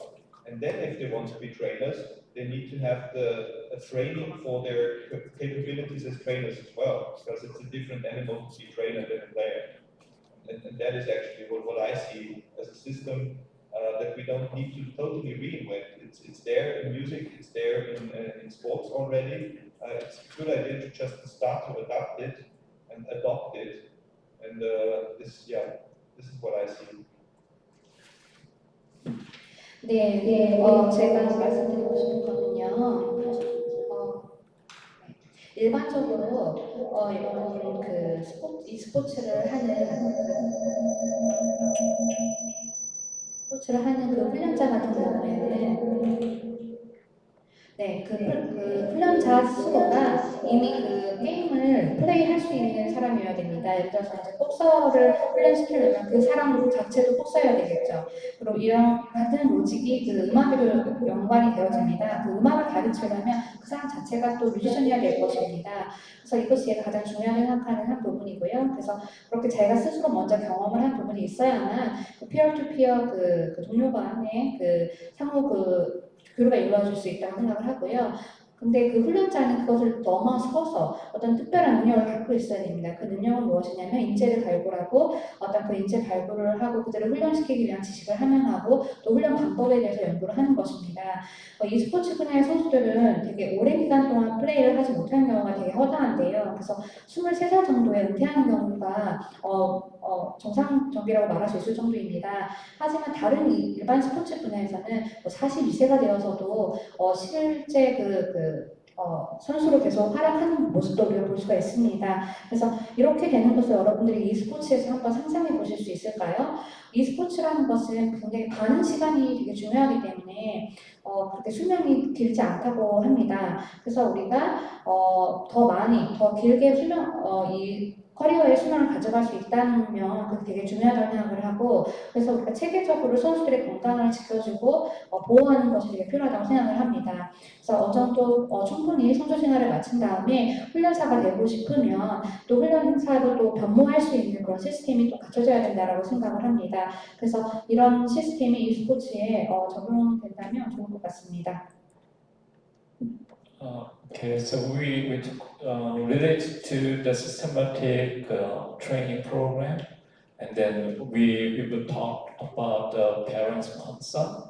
So relate those kind of issues for in China for any teenagers who they want to be professional esports players. So what kind of systematic education or training program should be provided to those kind of early stage the children or the players? 네, 그래서 체계적인 프로그램에 대해서 얘기를 하고 있는데요. 그 중국에서 10대들이 프로 e스포츠 선수가 되고 싶다고 했을 때 어떤 종류의 체계적인 프로그램이 그들에게 제공이 되어지나요? Yeah, maybe I think we should do a step back here, not for going into controversy, but just to overall have an understanding of what the systematic training should not be, right? So we've seen, for example, in calling out the gymnastics or football, the dropping rate of the initial athletes is very, very high. So when they reach the age of 14, 15, 16, the dropping rate is really, really high, mostly because of the pressure put on the trainings. Mostly because of the lack of enjoyment, that the students or the athletes had since the beginning. So I think esports, as Mr. Park was saying before, should be focusing on a balanced training system where you focus on the enjoyment and passion of the esports at first, and building around the healthy habits of physical activity and social interaction. Because one of the risks of esports compared to traditional sport is the social interaction. There is a possibility, of course, of communication online, but we are social animals, so we also need to stay with the people, right? So I think what we should not be is follow the model of the gymnastics, where the coach is like, you're not flexible enough, you're not strong enough, or football, where you're not fast enough, you're not skilled enough, so being selective. I think this sport is accessible, is open for anybody from any different backgrounds or genre shape. So this is the things that each training program should keep into consideration. If you want to translate, then I will speak about China. 네, 그래서 지금 중국의 상황에 대해서 말씀드리겠습니다. 중국 같은 경우에는 체계적인 훈련을 어떻게 하냐면 그 어린 선수들에게 체육이나 어떤 점핑 그런 훈련을 시킵니다. 그래서 14세에서 16세의 아이들 같은 경우에는 이런 아주 고도의 극강의 어떤 신체적인 훈련을 견디지 못해서 그 압박감 견디지 못해서 초기에 드랍하는 그런 그 비율이 굉장히 높습니다.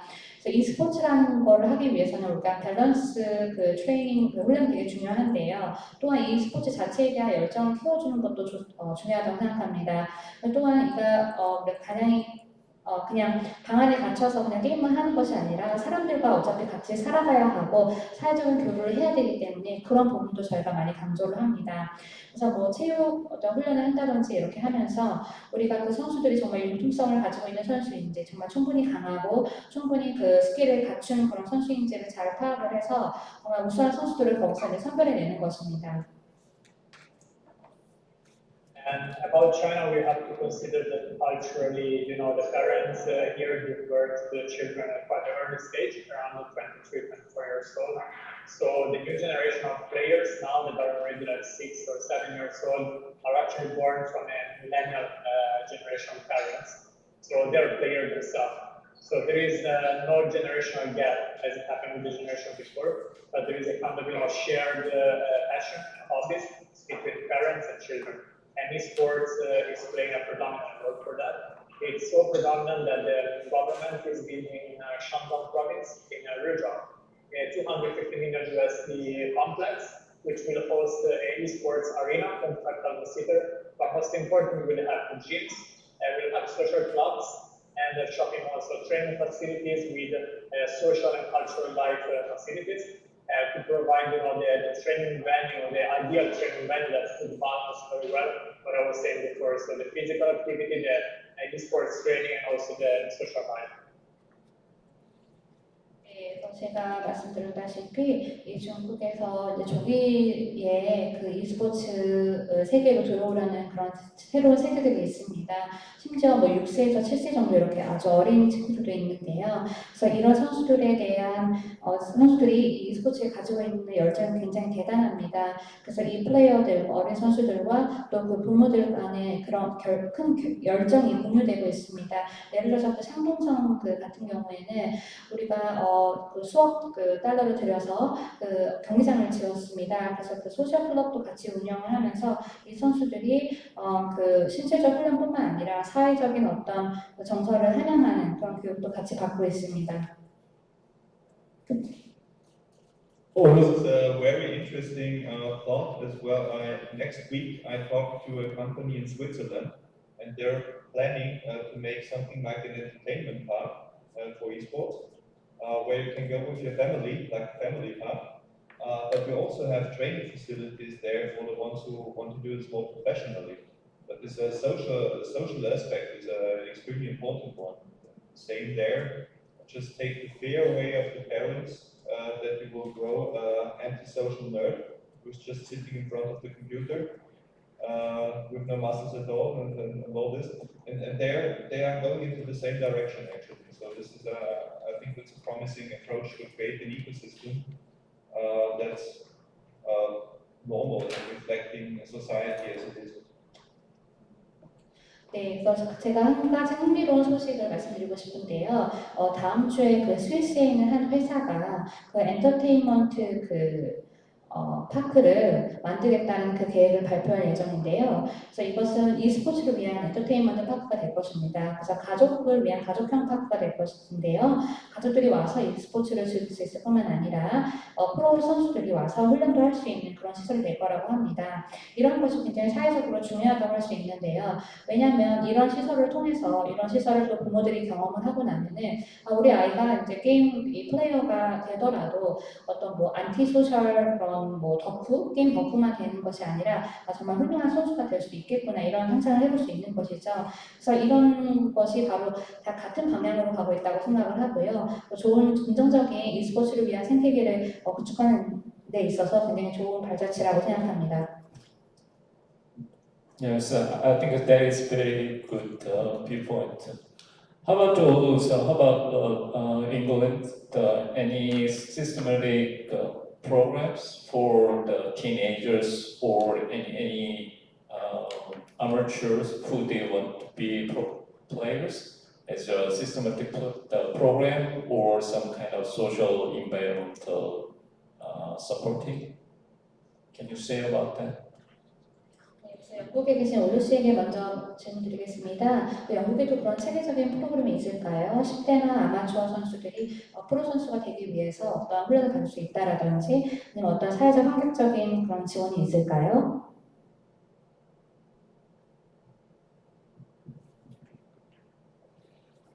Hello?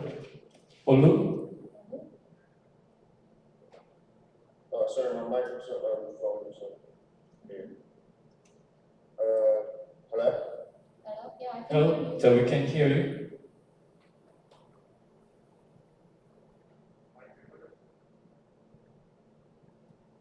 We can hear you out. Yeah. Hello? Yeah. Can you hear me? Sure. Hello? Yeah. Okay, we can hear. Really slow. 진짜 연결이 좀 Hello? Hello? Yeah, I can hear you. Can you hear So we me? can Yes, we hear. can hear you. Hear me now? Hi. Yeah, sorry. Can you repeat the question again, please? Okay, The so connection is frozen. is there any systematic training Yeah. program for teenagers and then any Yeah. amateur who they want to be pro players and or any social environmental supporting for those kind of system? Yes, I think there should be more systematic education for the teenagers that want to become professional esports players because you need to balance as much gaming as much as your normal life experience. So you don't want a player that's just purely focused on just gaming 24/7. I don't think it's organic enough. So I think there should be more player-intensive coachings to sort of balance your work-play life. If that makes sense. Over here, for example, in London, with some of our players they're assigned, we ensure that they have a maximum amount of hours they devote to esports and then maximum amount of hours they devote to their daily life activities so that they don't become, just as Christian said, organic nerds in front of the gaming screen 24/7. So they have more of a life. I think it's more like any other sports. You want to create that balance because that's where it counts the most. Making sure that they're not emotionally too attached to the game, or they're more vested in their daily life while being professional sport players as well. 네, 오늘씨께서 뭐라고 말씀하셨냐면은 10대들을 위한 체계적인 교육이 당연히 있어야 한다고 생각을 합니다. 이것에 있어서 균형이 굉장히 중요할 텐데요. 우리가 그 e스포츠 플레이어를 생각한다는 것은 정서적인 삶과는 약간 다를 수 있습니다. 그러니까 예를 들어서 게임을 24시간 계속 할 수는 없는 거잖아요. 그래서 이제 그 플레이를 하는 시간과 또 우리가 그 일과 그 일상을 잘 구분을 해서 거기서 균형을 찾을 수 있도록 해줘야 될 것입니다. 그래서 예를 들어서 영국에서는 어떤 그 e스포츠 게임을 그 플레이하는 그 시간과 또 우리가 일상에 투자하는 시간을 그 최대 시간을 딱 설정을 해서 거기에 맞춰서 이렇게 생활할 수 있도록 하고 있고요. 그래서 24시간 동안 게임에만 몰두하지 않고 또 다른 어떤 일상도 할 수 있도록 하고 있습니다. 그래서 다른 스포츠에도 마찬가지로 적용이 된다고 생각합니다. 그래서 정서적으로 우리가 그 게임 선수들이 너무 게임에만 과몰입하지 않고 일상에서 또 그 프로 선수로서의 그 삶을 잘 균형을 맞출 수 있도록 하고 있습니다. Okay, so now we're gonna move to a little bit more detailed things like some data analysis or AI for the better training esports players. Christian, so can you say about some kind of data analysis for the improving esports players? Is it really effective to making some better performance of the esports players? So what will be need for the improving those kind of the data analysis? What should be provided as a system? 네, 그래서 좀 더 디테일한 I'm sorry. 좀 더 Can I translate it first for Korean trainees? Absolutely. Thank you. Go ahead. 그 먼저 디테일한 부분에서 이제 말씀드릴 건데요. 우리가 데이터 분석을 있어서 우리가 AI를 사용을 하잖아요. 그래서 e스포츠 선수들의 훈련을 위해서 이것을 활용을 하는데요. 크리스찬 선생님께 먼저 여쭤보고 싶은 것은 이 데이터 분석을 해서 그 e스포츠 선수들의 어떤 성능, 그 능력 향상을 하는 것이 정말 효과가 있는 것인가요? 이것이 정말 데이터 분석이라는 것이 시스템적으로도 어떻게 잘 작동할 수 있는 것인가요? Yeah, let's just look at the use case and the one of the main topics that have been mentioned today, talent scouting, for instance. If you have a frame of reference that helps you to detect talents by things they can do, things they're able to do, and the trajectory, things they will be able to do after a good training, after a couple of years and hours of practice. If you have this, you constantly need to test your assumption. And in esports, it's pretty easy because you have data all the time, you have real-time data. If you would do this in sports, for instance, you would make something like a cardiac test. If it's an endurance sport, or something like, I don't know, a runner, you would make a lactate test and you would see, okay, there is an improvement.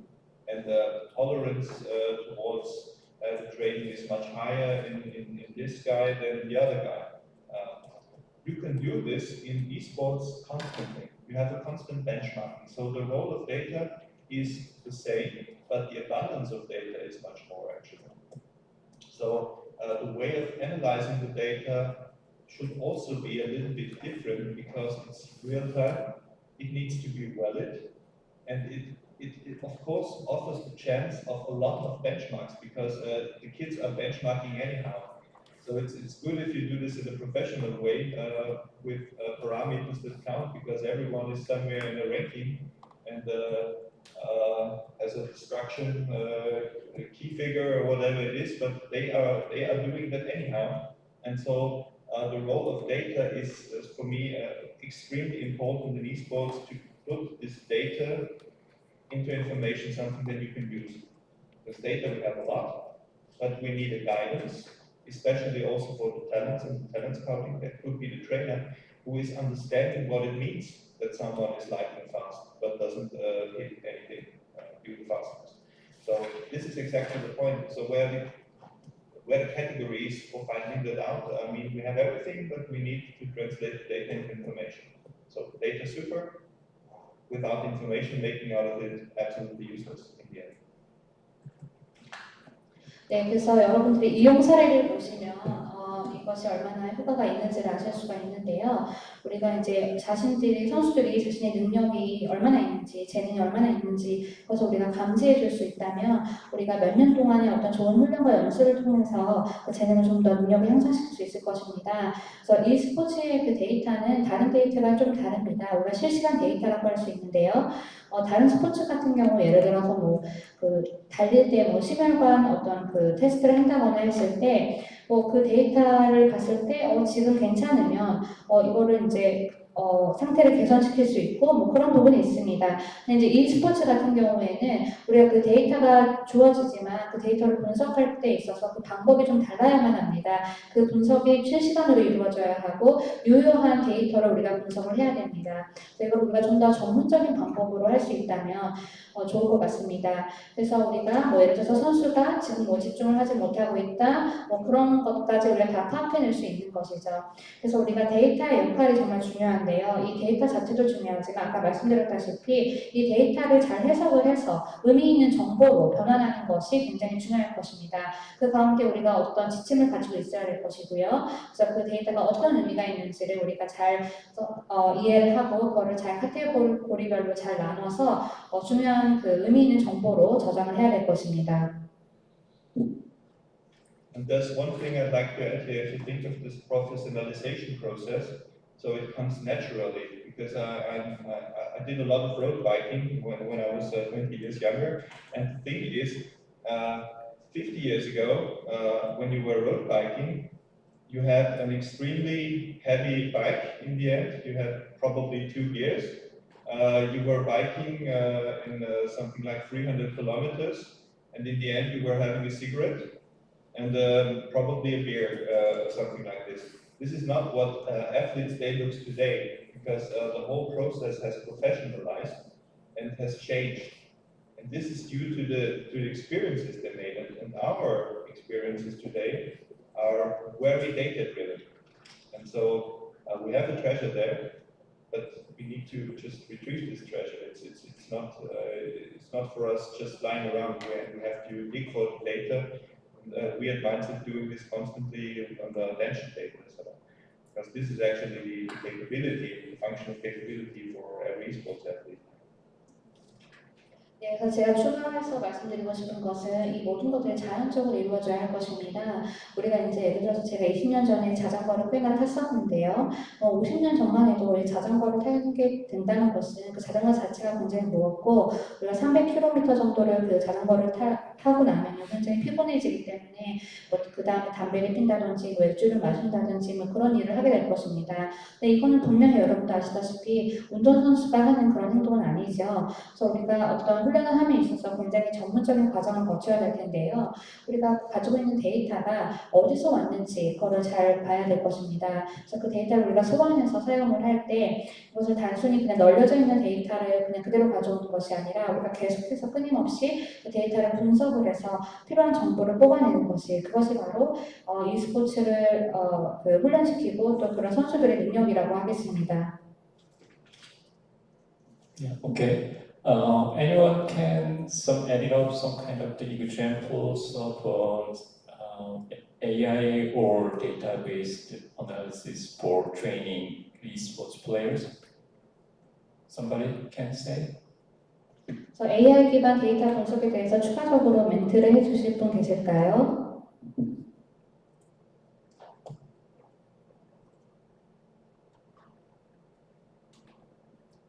Okay, so if not, then okay, move to the next question. Actually, as your ecosystems, actually, there's not only the esports players itself. There's a lot of role in the esports industry. Is there any other some kind of system or some kind of training program for any other the roles of jobs for this inside of the esports industry? 그래서 그 e스포츠라는 생태계 자체에 있는 선수뿐만 아니라 다른 그런 사람들도 많이 존재하는데요. 어떤 이런 e스포츠 시스템이나 훈련 프로그램에 있어서 필요한 역할이나 필요한 그 직업군이 있을까요? How about London, Olu? So you're kind of scouting or you know about any other roles? Sorry, can you repeat that again? So can you say about some kind of as an ecosystem?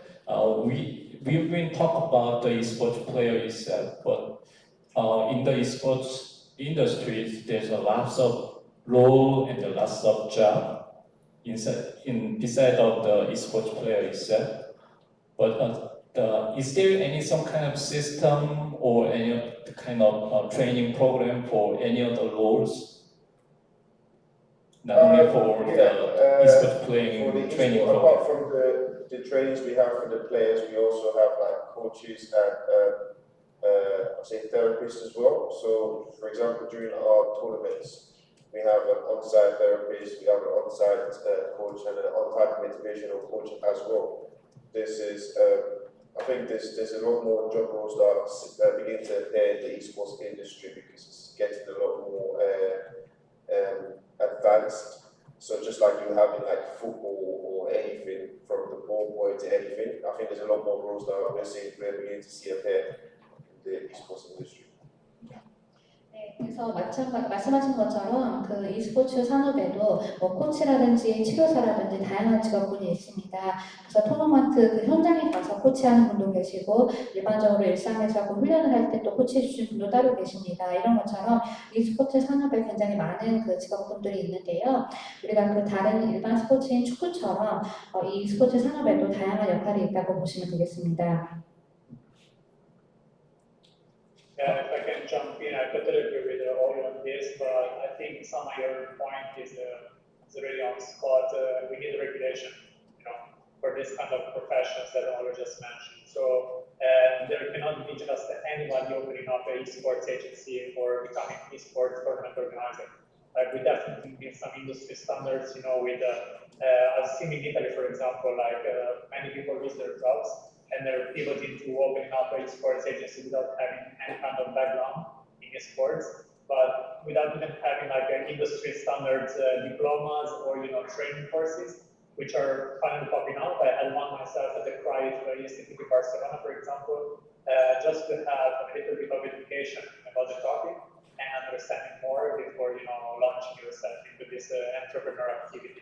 So their Division 6, Paulus company, but also Christian with Mindset, they're examples of entrepreneurs that have the know-how, the experience, and the step into the industry, having built their bonds, and maybe also having tough times. Previously, it's not everything successful when you start with the sport, but eventually, they're getting there. So it takes, sweat, determination, passion to make it, but we also need to regulate the environment with industry standards, not to let just anybody step in, but to make sure that the professionals are doing the things that are good at. 네, 제가 잠시 끼어들어서 몇 말씀 보태고 싶은데요. 직업이라는 면에 있어서 예를 들어서 뭐 e스포츠 에이전시를 뭐 개설을 한다든지 아니면 토너먼트 같은 것을 주최를 한다든지 이런 직업군 같은 경우에는 지금 현재 여러 가지 어려움으로 인해서 많은 사람들이 일자리를 잃기도 했지만 이런 직업군 자체가 또 특별한 학위가 필요하다거나 훈련 뭐 그런 게 필요한 게 아니기 때문에 이 분야에 대해서 이 주제에 대해서 이해를 하고 있고 이 e스포츠라는 엔터테인먼트 산업에 대해서 잘 이해를 하고 있다면 누구나 들어올 수 있는 진입장벽이 낮은 산업이라고 할 수 있겠고요. 크리스찬 선생님께서 말씀하셨던 것처럼 기업가들이 어떤 노하우를 가지고 또 자신이 뭐 e스포츠 선수였다거나 아니면 e스포츠를 굉장히 즐겼다거나 e스포츠 산업 자체에 열정이 있다거나 그렇게 하게 되면 어느 누구나 실력과 그 재능이 자질이 있으면은 이 산업에 들어와서 일을 할 수 있습니다. Okay, thank you. Due to the time limitation, we can cover only 2 questions. First one, I want to say asking about some kind of the mutual cooperation for the better training esports players between the different countries like Korea and Southeastern Asia, China and Korea. Young so can you say something about some cooperation, the ideal ways for the mutually advancing the training programs? 네, 저희가 시간이 부족한 관계로 더 좋은 훈련 프로그램을 위해서 이 스포츠 선수들을 위한 어떤 상호 협력을 국가 간에 할 수 있는지에 대해서 예를 들어서 한국과 동남아, 중국이 협력할 수 있는지 그런 의견을 듣고 싶습니다. 박은호 선생님께서 먼저 기업의 어떤 관점에서 어떤 가장 이상적인 방법이 무엇인지 말씀해 주시겠습니까? I think this is a very new area that we are approaching, and one thing I can think of it is,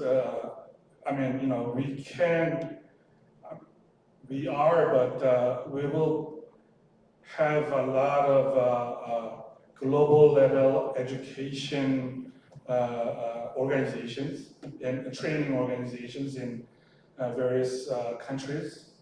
And just like college education, I think, I would like to kind of suggest that we could kind of exchange students sometime.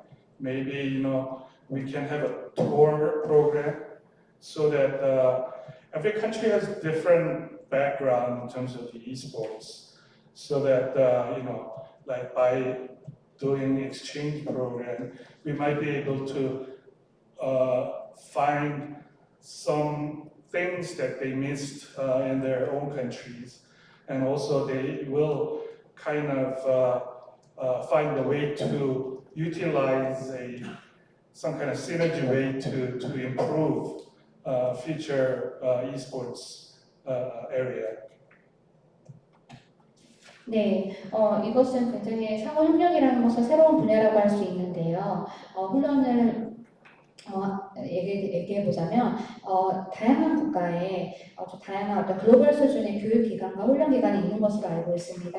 그래서 다른 지식 훈련이나 다른 교육 분야처럼 마찬가지로 우리가 어떤 교환학생처럼 누가 학생을 교류를 한다든지 아니면 그 서로 국가를 방문해서 하는 그런 투어 프로그램을 진행해서 각각 국가의 그 다른 그런 배경들을 한번 배우고 또 그 교류 프로그램을 만들어서 뭔가 그 자국에 있는 것들과 타국에 있는 것들을 믹스해서 뭔가 그 시너지를 잘 활용해서 미래의 그 e스포츠 산업에 도움이 될 만한 것들을 같이 한번 협력해보면 어떨까 하는 생각을 해봅니다. Can you say some more, some examples or some ideal ways about that algorithm? 네, 그래서 이것의 어떤 사례나 좀 더 이상적인 방법에 대해서 혹시 말씀해 주실 분 계실까요? Yeah, in my opinion, I mean, it's very hard. It can be really hard to implement it at this stage, mostly for two reasons. One is the COVID situation, so we don't want to talk about it much, but of course this will affect, the exchange between the students that Mr. Park was saying before. And secondly, I see also in terms of there is a lack of historical data. So currently we don't have, it's a new industry, so we don't have enough historical data and also, maybe industry know-how to start to share knowledge within the countries. Because if you take other segments of the industries, for example, football, I have to say, you can see there are certain countries like Spain, which open up many academies, football academies in Japan, in China, probably also in Korea, because they have a know-how to export. So their tiki-taka system of playing, for example. But for esports, I still don't see, if you talk about countries-wise, a country that is predominant that has established a clear philosophy for training and competition. So I think it will take a little bit more time, first because of the COVID situation, but then to get the know-how and identity, and then there will be academies, as Mr. Park said, coming up. 네, 지금 말씀하신 부분 굉장히 좋은 아이디어지만 지금 단계에서는 실행으로 옮기기에는 좀 어려운 것이라고 생각을 합니다. 거기에는 두 가지 이유가 있는데요. 첫 번째는 지금 여러분도 아시다시피 코로나 상황 때문에 국가 간의 교류가 지금 어려운 상황이고요. 두 번째 이유는 CEO로서 제 생각에 이런 그 국가 간 상호 협력에 대한 어떤 그 전례 데이터가 없습니다. 그래서 자신들의 산업의 어떤 노하우나 지식을 공유함에 있어서 약간 어려움이 있을 거라고 생각이 들고요. 다른 그 스포츠인 경우, 예를 들어서 축구 같은 경우에는 특정 국가, 스페인 같은 국가에서 어떤 그 축구 아카데미를 운영을 하고 있고, 일본이나 중국, 한국에서도 비슷한 아카데미를 운영을 하고 있는 것으로 알고 있지만, e스포츠 같은 경우에는 그 국가 간 협력을 하기에는 아직 시기상조라고 생각이 들고요. 왜냐하면 그 국가마다 그 e스포츠에 대한 철학이 다르고 또 여러 가지 면들이 다르기 때문에 국가 간 협력을 하는 데 있어서는 좀 시간이 더 필요할 거라고 생각이 듭니다. 그래서 자신들의 노하우와 어떤 정체성을 이렇게 공개하기에는 아직까지는 조금 더 시간이 더 필요할 거라고 생각합니다. My final conclusion that I would like to add is if you consider a Faker or a T1 esports team, in Korea, like they are models not just for the Korean market, but for the worldwide. Everybody knows Faker, even in the US. So that's something your country, I believe, is going into the right direction to establish, as a superpower of the esports industry. So, with the T1 esports in association with BMW on a larger scale, let's just remind everybody that BMW was supposed to become the new sponsorship of Bayern Munich instead of Audi, and they pivot their strategy to attack esports, and they choose the Bayern Munich of esports, of LOL, that was T1. So this is something I think your country, not because we are here, I would just say in another contest as well, but your country is leading the way, and it means something has been done right there, so that is service credit.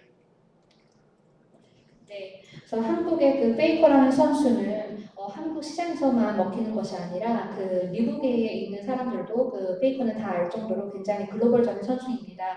제 생각에 그 한국의 그 e스포츠의 능력은 굉장히 뛰어나고 저는 현재 올바른 방향으로 가고 있다고 생각합니다. 하지만 우리가 좀 더 발전하기 위해서는 새로운 스폰서십을 발굴을 해서 이런 좋은 선수들을 계속해서 육성해야 될 것이고요.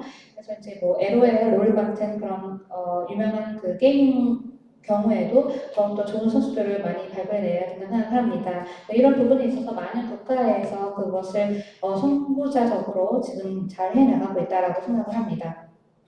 I would like to jump in for one possible case that we are working on. As I mentioned, I'm working at a global level company, and we have offices in more than 30 countries. And we do have a professional team called Orange Rock in India. They just went into a global final tournament. And I'm also looking for a team in Korea also. So like if we can have teams in different countries in global companies, maybe this could be one of good cases or ideas that we can share among countries, how they are different and how their unique tactics are there and things like that. I mean, when I was working at Blizzard Entertainment, I used to bring a lot of Korean players to US for BlizzCon and everything. They always are very amazed by new strategy that Asian people have. So, I mean, this kind of exchange would be like, one of the futuristic approach in some multinational companies. 네, 아직 실장님도 말씀하셨는데 제가 한 가지 가능한 그 케이스를 한번 말씀드려보자면 저희 회사 같은 경우에 굉장히 글로벌 회사이기 때문에 30개국 이상의 그 오피스를 가지고 있습니다. 그래서 뭐 인도의 오렌지락이라고 하는 그 프로팀도 가지고 있고 또 이런 팀들은 이제 글로벌 그런 결승 그 토너먼트에 나가기도 합니다. 그리고 저는 또 한국에 있는 팀과도 같이 이제 협업을 하고 있는데요. 이런 프로페셔널한 그 팀들이 여러 나라의 여러 다른 회사에 소속되어 있습니다. 그래서 이것을 잘 활용을 하면 국가 간에 공유를 할 수 있다고 생각을 합니다. 그래서 그 각각의 그 프로팀들이 나라마다 얼마나 다른지 각자의 얼마나 독특한 전략을 갖고 있는지를 서로 배울 수 있다고 생각합니다. 예를 들어서 저는 한국 선수들을 데리고 미국을 방문한 적이 있었는데요. 거기서 미국 선수들이 한국 선수들이 아시아 선수들이 얼마나 새로운 전략을 가지고 있는지를 보면서 굉장히 흥미로워하는 것을 발견을 했었습니다. 그래서 이런 것들이 다국적 기업을 통해서 이루어질 수 있다고 생각합니다. Thank you for all the comments. Okay, as a last question, so kind of closing comments. Is there anything that you want to talk to teenagers who they want to be the pro esports players? Is there any advice for them? Anyone one by one? Can you say about that? 네, 그래서 코멘트 감사합니다. 마지막으로 제가 질문 드리고 싶은 것은 여러분들이 그 프로 e스포츠 플레이어가 선수가 되고 싶은 10대들이 있다면 어떤 조언을 해주시고 싶으신가요? Can you start with Christian? Yes, I just thought the last talks I had with parents, I think the most important part, also for the teenagers, because they are the experts in this case, is to tell their parents what they're doing, and this is the hard part. Teenagers talking to their parents, but they should explain what they're doing, that they're not sitting just in front of the computer playing, I don't know what, not serious betting games or whatever, but they are engaged in something, and if they are burning for something, that's great. That's what you could wish as parents for, but they need to know, because here we don't have this young structure like in China, parents who know what gaming is. Here they don't know. They understand soccer, they don't understand esports, and this is something that has to be translated into parents' language. 네, 그래서 제가 최근에 부모들과 대화를 나눴을 때 좀 부모들이 e스포츠에 대해서 좀 이해하기 어려워한다는 것을 제가 알았습니다. 10대들은 오히려 전문가죠. 근데 그들은 자신들이 어떤 일을 하는지 부모에게 말하는 것을 가장 어려운 부분이라고 생각을 합니다. 하지만 분명히 자신들이 무엇을 하고 있는지 부모들에게 설명할 필요가 있습니다. 단순히 컴퓨터 앞에 앉아가지고 게임을 하고 별로 시덥지 않은 그런 배팅 게임을 하고 있는 것이 아니고 그들이 뭔가 중요한 일을 하고 있는 것이며 그리고 자신을 뭔가 모든 것을 다 바쳐서 뭔가 열정을 가지고 하고 있다는 것을 보여줘야만 합니다. 그리고 이것은 바로 모든 부모가 원하는 부분이라고 생각을 합니다. 하지만 그 중국에 있는 부모처럼 아주 어린 나이처럼 뭔가 부모들이 그 아이들이 무엇을 하는지에 대해서 이해를 하고 이런 부분이 아직은 없습니다. 지금 대부분의 부모들은 축구는 이해하지만 e스포츠는 이해하지 못하고 있는 것이 실정입니다. How about Alberto? Can you some comment? Yeah, my only advice is just to follow your passion always, and spend a reasonable amount of time and also money on the video games, so reasonable. And just this is an industry that gives opportunity to everybody. It's the beauty of esports. It's open for everybody, so just enjoy it, give all of your best, and maybe one day you'll become a professional and you will like it, or you will not become a professional and you will still have a good hobby for your free time. So no matter what, just follow your passion, and this is my advice, my wish. 제가 조기로 이렇게 하고 싶어하는 선수들에게, 지망자들에게 말씀드리고 싶은 것은 너의 열정을 따라가라는 것입니다. 그리고 게임을 하는 데 있어서 무조건 많은 시간을 투자하는 것이 아니라 합리적인 시간을 투자하는 것입니다. 이 게임 산업은 모두가 즐길 수 있고 모두에게 열려져 있는 산업이라고 생각합니다. 그래서 여러분들이 프로 선수가 되든 아니면 단순히 취미로 즐기든 뭐가 됐든지 간에 여러분들의 열정을 따라가라고 조언드리고 싶습니다. How about over there? Yeah, I would say most likely your parents are probably they're going to choose not to understand the esports industry regardless. So my best advice is for you to create balance. If you're passionate about esports and you want to become pro, just dedicate a reasonable amount of hours to perfecting your craft. You're going to probably have to forget about all the parties and everything.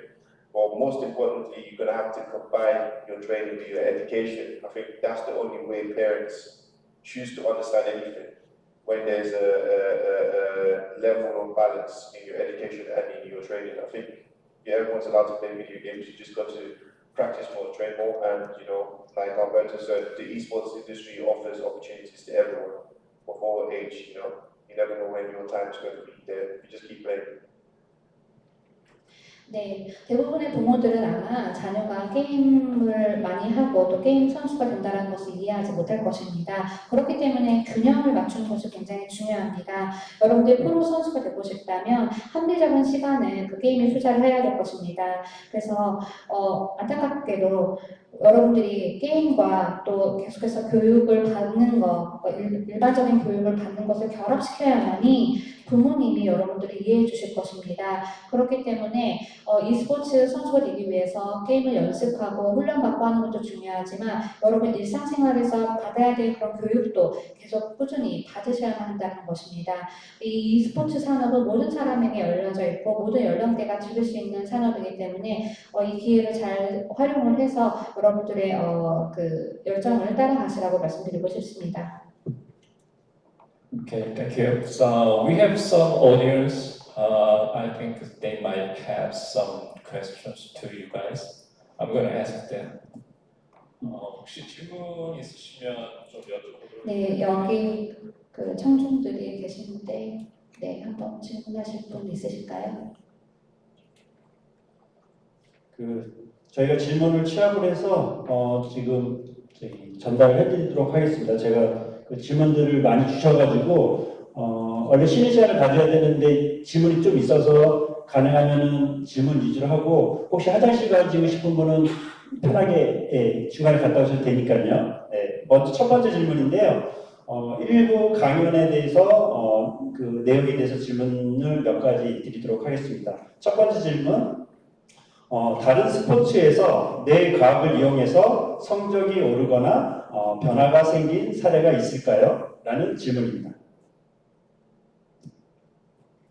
Okay, first question is about the speech by Christian. The first one is there any user case that after using neuroscience, is there any case that the sports player in other sports field enhance their ability or performance? Yeah, thanks for the question. We are currently in the startup phase to make it automatize the technology we have.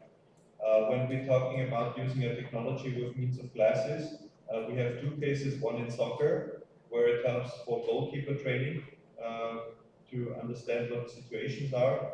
And for esports, we are developing the case. So we have currently cases with First DK, a racing team in Denmark, probably e-sailing in Denmark, probably also in Korea in some cases. So this is where we're developing our case. But we can be sure for one thing: if we just take the gaze component and take attention, where are they putting attention towards? If you look at where they look, that helps a lot already, because the wrong positioning is the major cause of error in every sport you have. Same in ice hockey, same in soccer, always. You're all over the place when you are over the top and you're not in your comfort zone, and that's the problem. And this you can see already, and the same we observe in other sports, we can put to esports, definitely. We have tests, but the ultimate proof will be once we have reached a huge number of customers, definitely. 네, 질문 먼저 감사하다 말씀드립니다.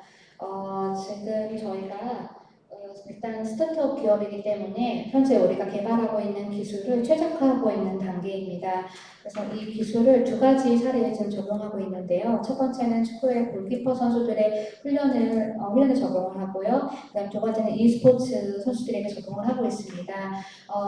이런 그 사례가 덴마크에서 있을 수도 있고 한국에서 있을 수도 있는데요. 저희가 현재 아직 개발을 마무리하고 있는 단계이기 때문에 앞으로 더 지켜봐야 되겠지만 저희가 가장 중요하게 생각하고 있는 부분은 선수들의 집중력입니다. 그래서 선수들이 게임을 하거나 스포츠를 할 때 시선이 어디로 가는지 그거를 잘 분석해서 조언을 주면 그것이 선수들에게 굉장히 도움이 많이 되는 것을 우리가 발견할 수 있었습니다. 그래서 이것이 e스포츠뿐만 아니라 아이스하키나 축구같이 일반 스포츠에도 동일하게 적용이 됩니다. 그래서 여러분들이 지금 편안하게 느끼는 그 컴포트 존에서 벗어나서 새로운 도전을 해야 되는 것입니다. 저희가 현재 지금 테스트를 진행 중인데요. 아직 최적화 단계에 있기 때문에 앞으로 최종 결과는 다음에 말씀드릴 수 있을 것 같습니다. 네, 두 번째 질문인데요. 프로게이머의 수명이 다른 타 직업군보다 많이 짧습니다. 그런데 이러한 부분을 내 과학으로 연동해서 이 프로게이머의 선수 수명을 좀 더 늘릴 수가 있을까요? 라는 질문이 한 가지 있고요. 또한 한 가지 더는 일반적으로 현재까지는 그 코치가 옆에서 이 선수들에게 코칭을 해주는 것이 있는데 만일 그 내 과학을 이용했을 때 일반적인 선수가 코칭하는 부분과 내 과학을 이용했을 때의 차이점이 어떤 게 있을까요? 그리고 그것이 얼마나 효과적일까요? 네, we have two questions. The first one, is it possible for the researcher using neuroscience to extend a career life of professional esports gamer? Because we know that pro gamers' career life is relatively shorter than other general sports player. And the second question is about when you coach the players, is there any difference between just general coaching and coaching utilizing neuroscience? And is it really effective? Regarding the second question, we don't have enough experience yet, but I can tell you 100% it's effective because pulse metering, heart rate metering was extremely effective the last 20 years. It's the same, it's a biofeedback mechanism, and all the time you have a biofeedback and you know where you are at the moment, you can start to control it and manage it. If you have no idea where you are, you can do anything. That's the point. You just have a certain feeling, and we talked with a lot of esports athletes, and they said that they have a feeling, they have negative emotions, so they're coping on the emotions part. But then it's not an emotion problem, it's really an attention problem. And once you are able to separate this, you can cope with it. So the coping strategy is different. And that leads me to the first question. Again, we don't have enough data, but I'm 100% sure that it works because it worked with heart rate. So I would not invest in my own company if I wasn't sure. The first question, if you look at musicians, they have a considerable speed when they're playing piano. Mr. Rubinstein was 92 years old and was able to play the most complex motoric, if you see it like this, combinations. So the question, could you extend the life of a professional, is to be answered definitely with yes. Because we have seen in sports that every sportsman's life has been extremely prolonged due to quality of training. And even if you have injuries, you can be on top. Look at Rafael Nadal in tennis. I mean, he is a walking hospital actually, but he's still number one in some places. And the same there. Professional training, professional competition comes with a higher sustainability of the performance. I'm 100% sure about this. There are examples enough, and logic tells us. Experience doesn't tell us yet because esports is pretty young, but the good thing is we have a lot of experience from other sports and also from other mental trainings like music lines. So I'm confident, yes, you may be able to be competitive with 50 years if you do the right training. If you have the physical ability, so it's not only the mental thing, it always makes only sense when your body is healthy. So, yeah. 네, 먼저 두 번째 질문에 대해서 답을 먼저 드리겠습니다. 저희가 아직 많은 경험이 없기 때문에 좀 믿을 수 없다고 생각하실 수도 있는데요. 저는 이것이 100% 효과가 있다고 말씀드리고 싶습니다. 왜냐하면은 지난 20년간 우리가 심장 박동을 체크를 한다든지 해서 어떤 우리 생체의 피드백을 통해서 그런 메커니즘을 통해서 다른 일반 스포츠 선수들 훈련을 해왔습니다. 그런데 그런 것들이 우리에게 보여주는 것은 우리가 뭔가를 제어할 수 있고 우리가 이해할 수 있고 그것을 관리할 수만 있다면 우리가 그것을 더 향상시키기 위해서 조치를 취할 수 있다는 사실입니다. 그래서 이것이 e스포츠 선수에도 똑같이 적용될 수 있다고 생각을 하고요. e스포츠 선수가 그 게임을 플레이할 때 어떤 부정적인 감정을 느낄 수 있습니다. 하지만 그것은 사실은 원천적으로 보면 감정의 문제가 아니라 집중력의 문제입니다. 그래서 우리가 그 감정과 우리의 집중력을 분리를 할 수 있다면 우리가 이 문제를 해결해 나갈 수 있는 것입니다. 그래서 우리가 좋은 데이터가 지금 있고요. 그래서 저를 믿어주시길 바랍니다. 이것은 정말 100% 효과가 있는 방법입니다. 자, 이제 첫 번째 질문에 대해서 답을 드릴 텐데요. 여러분 음악가를 한번 생각해 보십시오. 훌륭한 음악가는 굉장히 상당히 빠른 속도로 피아노를 연주할 수 있을 것입니다. 그리고 유명한 피아니스트 루빈스타인을 생각을 해보면 그도 93년간 피아노를 연주를 했습니다. 이것을 보면 우리가 선수의 수명을 연장시킬 수 있냐고 물어보셨는데 그것에 대해서 제가 당연히 yes라고 대답을 하고 싶습니다. 이 스포츠의 선수의 수명도 연장시킬 수 있습니다. 좋은 훈련을 통해서 연장시킬 수 있고요. 예를 들어서 여러분들 테니스 선수라고 했는데 만약에 엘보 부상을 당했다. 그러면 당연히 병원에 가서 치료를 받아야겠지요. 하지만 제대로 치료를 받는다면 다시 계속해서 테니스 선수 생활을 이어갈 수 있을 것입니다. 그래서 뭔가 되게 전문적인 훈련 과정을 취한다면 100% 제가 확신하는 바는 e스포츠 선수의 선수 수명 또한 늘릴 수 있다고 생각을 합니다. 그래서 제가 e스포츠 분야에 대해서는 상대적으로 조금 젊은 산업이기 때문에 제가 경험이 많이 없지만 다른 스포츠 산업을 생각을 했을 때 이거는 확실한 사실이고 또 음악적인 그런 산업을 생각을 했을 때도 어떤 멘탈 트레이닝을 할 때도 그것을 적용 가능하고 그리고 저의 50년간의 경험을 둘러보아도 어떤 신체적인 훈련과 멘탈 훈련을 하게 돼서 선수의 신체 컨디션을 최상으로 끌어올린다면 충분히 선수의 수명 연장은 가능하다고 생각합니다.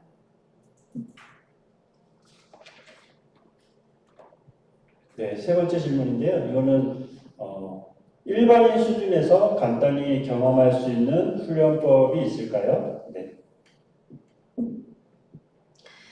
The third question is about, is there any training program that general public, general player, amateur player can experience?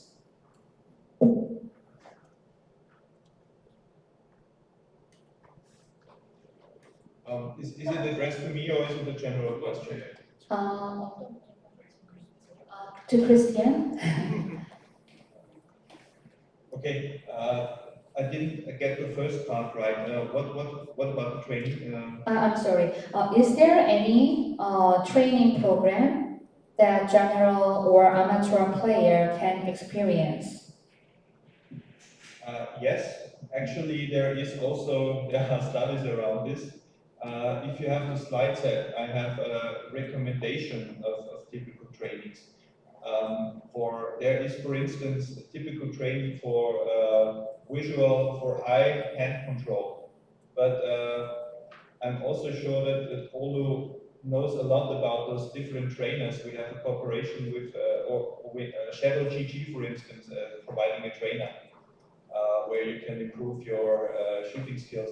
And this, depending on the game you're playing, you have different kinds of trainers, actually, training software. But when it comes to the mental training, yes, there is already something like a program that should help to sharpen your eye and motory skills, and this together with online training as well.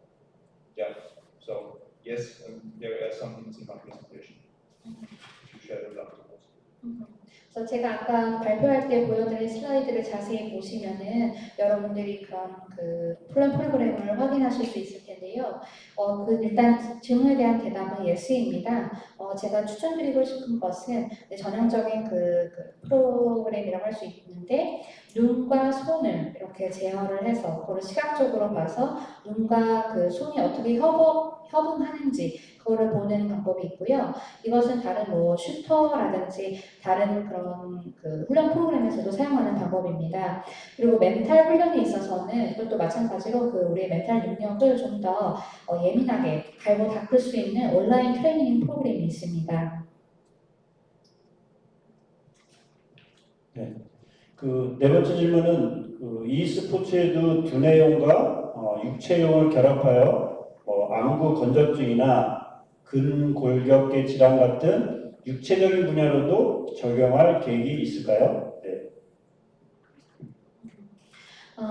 It's a question to Christian again.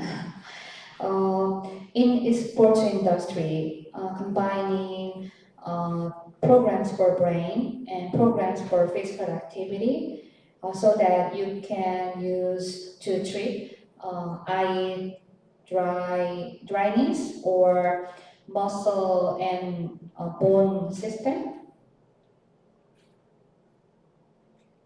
That's what we are planning to do together to develop a program like this, because we also have a look not only at the eyes, for instance, or the face, the color of the face, the heart rate variability. We can see the heart rate in the face due to the blood flow, and the heart rate variability has also symptomatic impact. But we combine this with data from keyboard and mouse. So we have all the gaming devices. We know exactly the speed accuracy trade-off you have to take during the time course during a game. So there will be definitely a combination coming, and we are planning to do this also with the means of artificial intelligence, because in this case, in this data abundance, individualization will help a lot with an agent that proposes what you have to train. Pretty similar also to the heart rate training, POLA, where you say exactly I'm this kind of type, I have specific parameters, and this is what you should do in order to be fit for the competition. So we're planning in the same direction, so there will be a combination. And still, maybe you can translate meanwhile, because it's going to be a long sentence. Okay, thank you. 먼저 여기까지 먼저 통역하라고 하시네요. 일단 말씀하신 그런 프로그램을 저희가 개발할 계획을 지금 가지고 있습니다. 눈뿐만 아니라 얼굴 전체에 있어서 어떤 혈류가 이제 지나가잖아요. 그래서 그거를 감지를 해서 뭔가 이 선수의 속도와 정확성을 높이는 그런 것들, 그리고 또 치료의 속도와 정확성을 높이는 그런 것도 저희가 지금 계획을 하고 있습니다. 우리의 풍부한 데이터를 잘 활용하고 AI를 결합시켜서 우리가 이런 프로그램을 개발하려고 하는 것입니다. 이런 프로그램은 심장박동수를 사용을 해서 훈련하는 것과 비슷하다고 할 수 있는데요. 예를 들어서 심장박동수를 체크를 해서 어떤 바로미터가 있잖아요. 그걸 기준을 해서 어떤 정도로 맞춰야 대회 준비에 있어서 최적화인지 그런 것들을 활용을 해서 저희가 개발할 예정입니다. And the second part concerning the motor retraining, if you have to repeat. That's the secret. Actually, with every automatization. But and this is exactly why the trainer is so important. For the speed, actually, the repetition is not the key. It's actually your voluntary achievable speed in every sports. So if you're, I don't know, explosivity, you might call it. And this is a total different way of training. So everything that comes with motor retraining, that shows this professionalization in sports. I'm not the guy to give you an advice on that, because this is exactly what physiotherapists, trainers, in combination with players should work out what to train best. It's like if you are just trying to win 100-meter crawling contest, so swimming, it doesn't make sense to swim all day. You will never win it. You have to go to the gym, you have to go running, you have to drag horses or whatever it is, all the strange things you see in Rocky movies. But the thing is, you need people who know exactly what works there, because this is really on the edge, the last 5%. They are highly personal, but they are also highly scientific. So this is also my message here. The mental component is, in my view, 80% in the sport, but the motoric hangs totally on the mental. This is the reason why. But also this physical aspect is enormously important. And speed is a science per se, how to be speedy. Look at badminton players. You're in Asia, so badminton is one of the speediest sports you can imagine. Learn from them, and then you know exactly how to be faster in esports as well. 네, 우리가 능력을 개발시키기 위해서는 뭔가 반복을 해야 된다는 것이 어떤 시크릿, 비밀이 중요한 사실이 될 수 있는데요. 근데 우리가 스피드를 높이기 위해서는 무조건 반복만 하는 것은 전혀 도움이 되지 않습니다. 모든 스포츠에서도 이거 마찬가지로 적용이 될 텐데요. 이거 약간 배타성이라고 저희가 부르고 싶은데요. 이 스포츠에서도 마찬가지입니다. 물리치료사나 그런 훈련사들이 이런 스피드를 향상시키기 위해서 단순히 선수들을 반복만 시키는 것이 아닙니다. 예를 들어서 수영을 생각해 보십시오. 100m 수영을 한다고 했을 때 하루 종일 수영만 한다고 과연 선수의 스피드가 올라갈까요? 그렇지 않습니다. 체육관에 가서 뭔가 신체적인 훈련도 같이 병행해야만 합니다.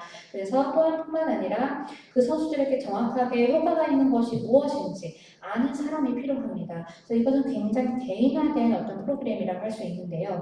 제가 여러분들에게 말씀드리고 싶은 것은 e스포츠에서 정신적인 부분이 80%를 차지한다면 나머지가 이제 신체적인 부분일 텐데 이 퍼센테이지는 낮더라도 이 신체적인 부분도 굉장히 중요한 부분이라고 생각을 합니다. 그래서 스피드를 한번 생각해 봅시다. 배드민턴 플레이어들을 생각을 해보면 아시아에 되게 배드민턴 훌륭한 선수들이 많은데요. 그들의 스피드를 보시고 그들의 스피드를 어떻게 향상시키는지를 보면은 e스포츠 선수들의 스피드 향상에도 도움이 될 거라고 생각합니다. 네, 이제 패널토의 관련해서 패널들에게 질문을 받았습니다. 여기에는 최근 중국에서 리그 오브 레전드가 갑자기 부상이 있는데 그 부상의 이유는 성적이 좋다는 얘기죠. 중국으로 스카우트된 유능한 코치들의 훈련이 좋은 결과를 낸 것이라고 알고 있습니다. 이와 관련해서 선수들의 성장이나 훈련 또한 스카우트 기준이 그 나라의 인구와 민족성, 문화 등에 영향을 끼치나요? 라는 질문입니다.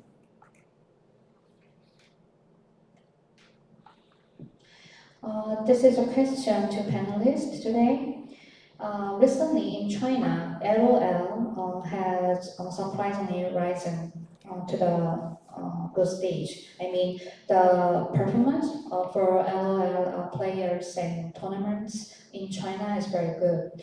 So I heard that this is all thanks to the good coaches that have been scouted to China team. And this is my question.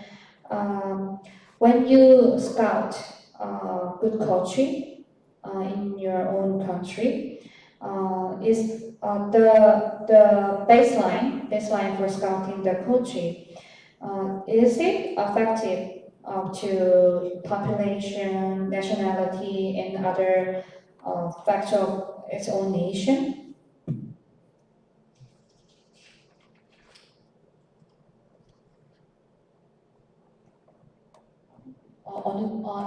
maybe any panelist can answer to this maybe question. Alberto Yeah, can maybe say about Alberto. that. Yeah, sorry, Sean, if you could maybe rephrase the question for me because I just got beaten by it here and there, but what's the specific question again? Okay. Okay, this is about China. In China, LOL has risen. I mean, the popularity has risen, surprisingly. And the performance for LOL players in China is very good right now. And I heard that this is all thanks to the good Korean coaches that is scouted to China team. So this is my question. In the standards for scouting coaches in China, is it effective? Is it affect to population or nationality or other factors of its nation?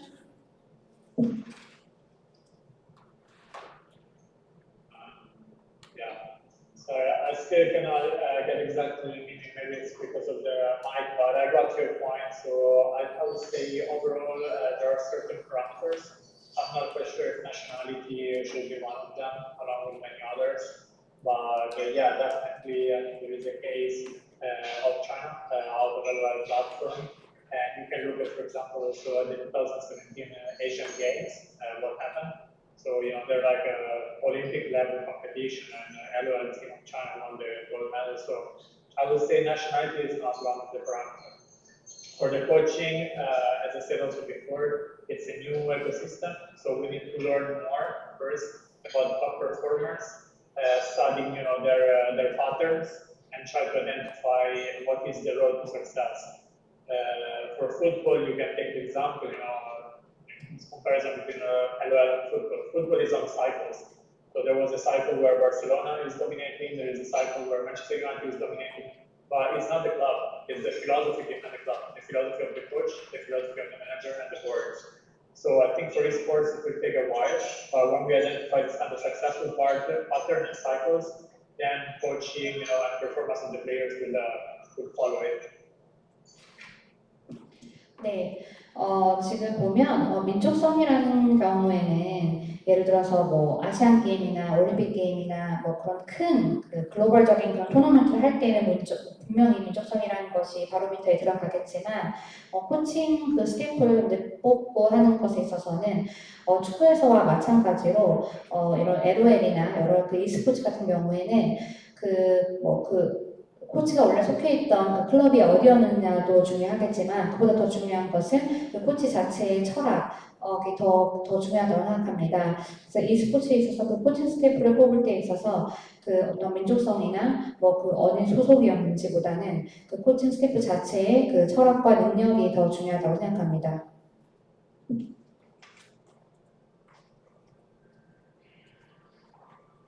현재 RTS 장르의 선수의 특성 분석 시스템이 잘 이루어져 있는 걸로 알고 있는데 반면에 그 대회 관련 그 게임 전략이나 그 상대팀 스타일에 대한 대응 스타일이 많이 부족한 것 같습니다.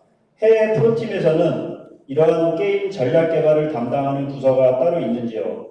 해외에서는 이 전략적인 기술 문제에 대해서 어떻게 코칭을 하고 있나요? 라는 질문입니다.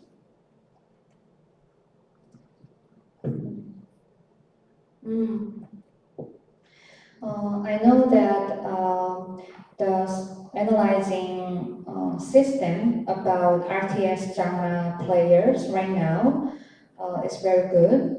However, I heard that strategies or style approach about a competition or tournaments is a little bit lab. So I have a question. Is there a certain department who are in charge of strategy development in our overseas professional team? And are they coaching about this kind of strategic technological problems in overseas countries?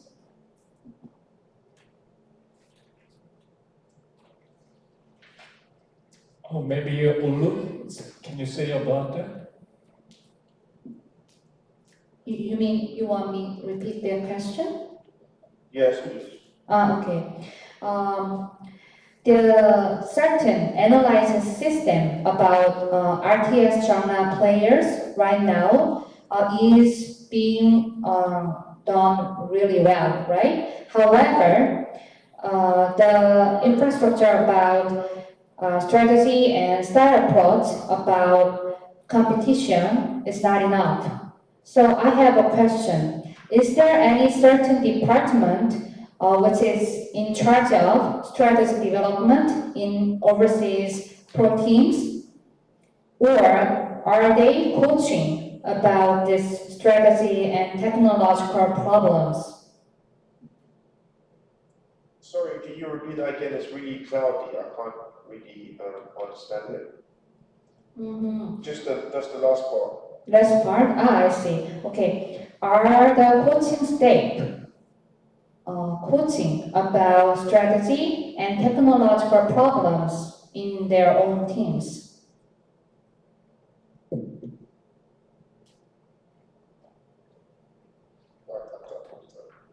Did you hear that?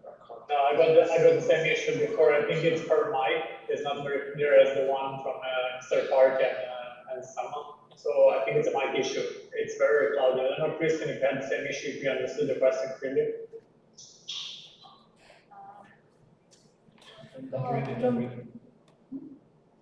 Yeah, sorry, but I think it's technical issue. That's why for the previous question had some issues. Maybe the translator mic is not as clear as the one that Mr. Park is using actually. Okay, I will explain again.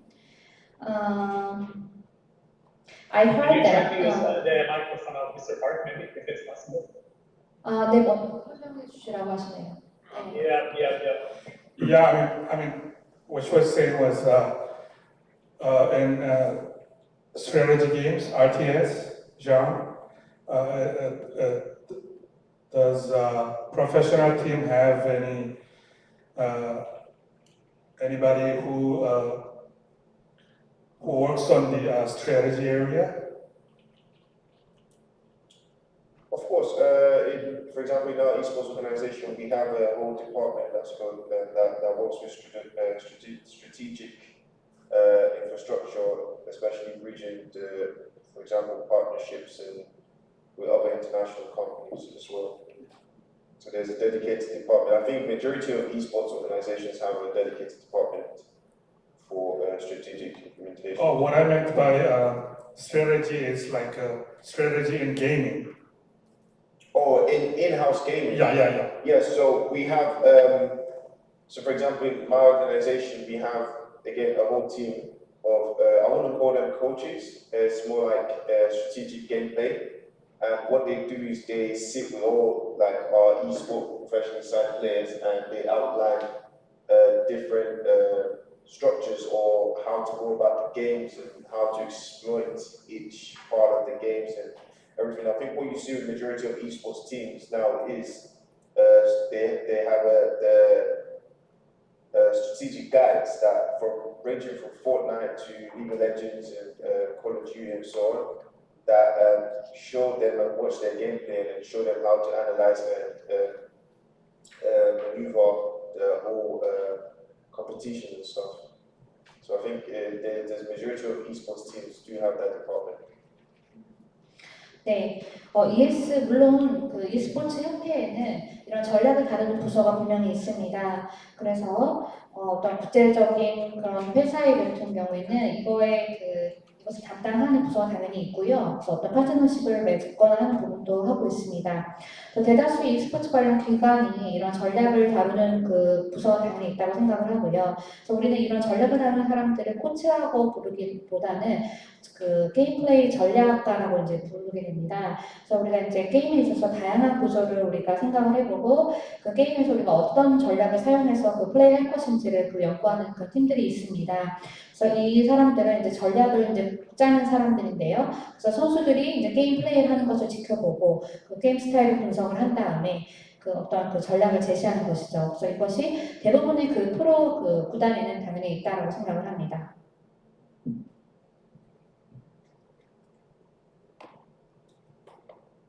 Okay, is there any other comments about the question?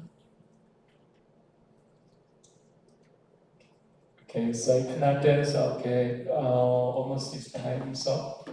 So I think so. It was very meaningful time for the kind of starting point for the making better the systematic training programs and programs. Thanks for the participation and precious opinions.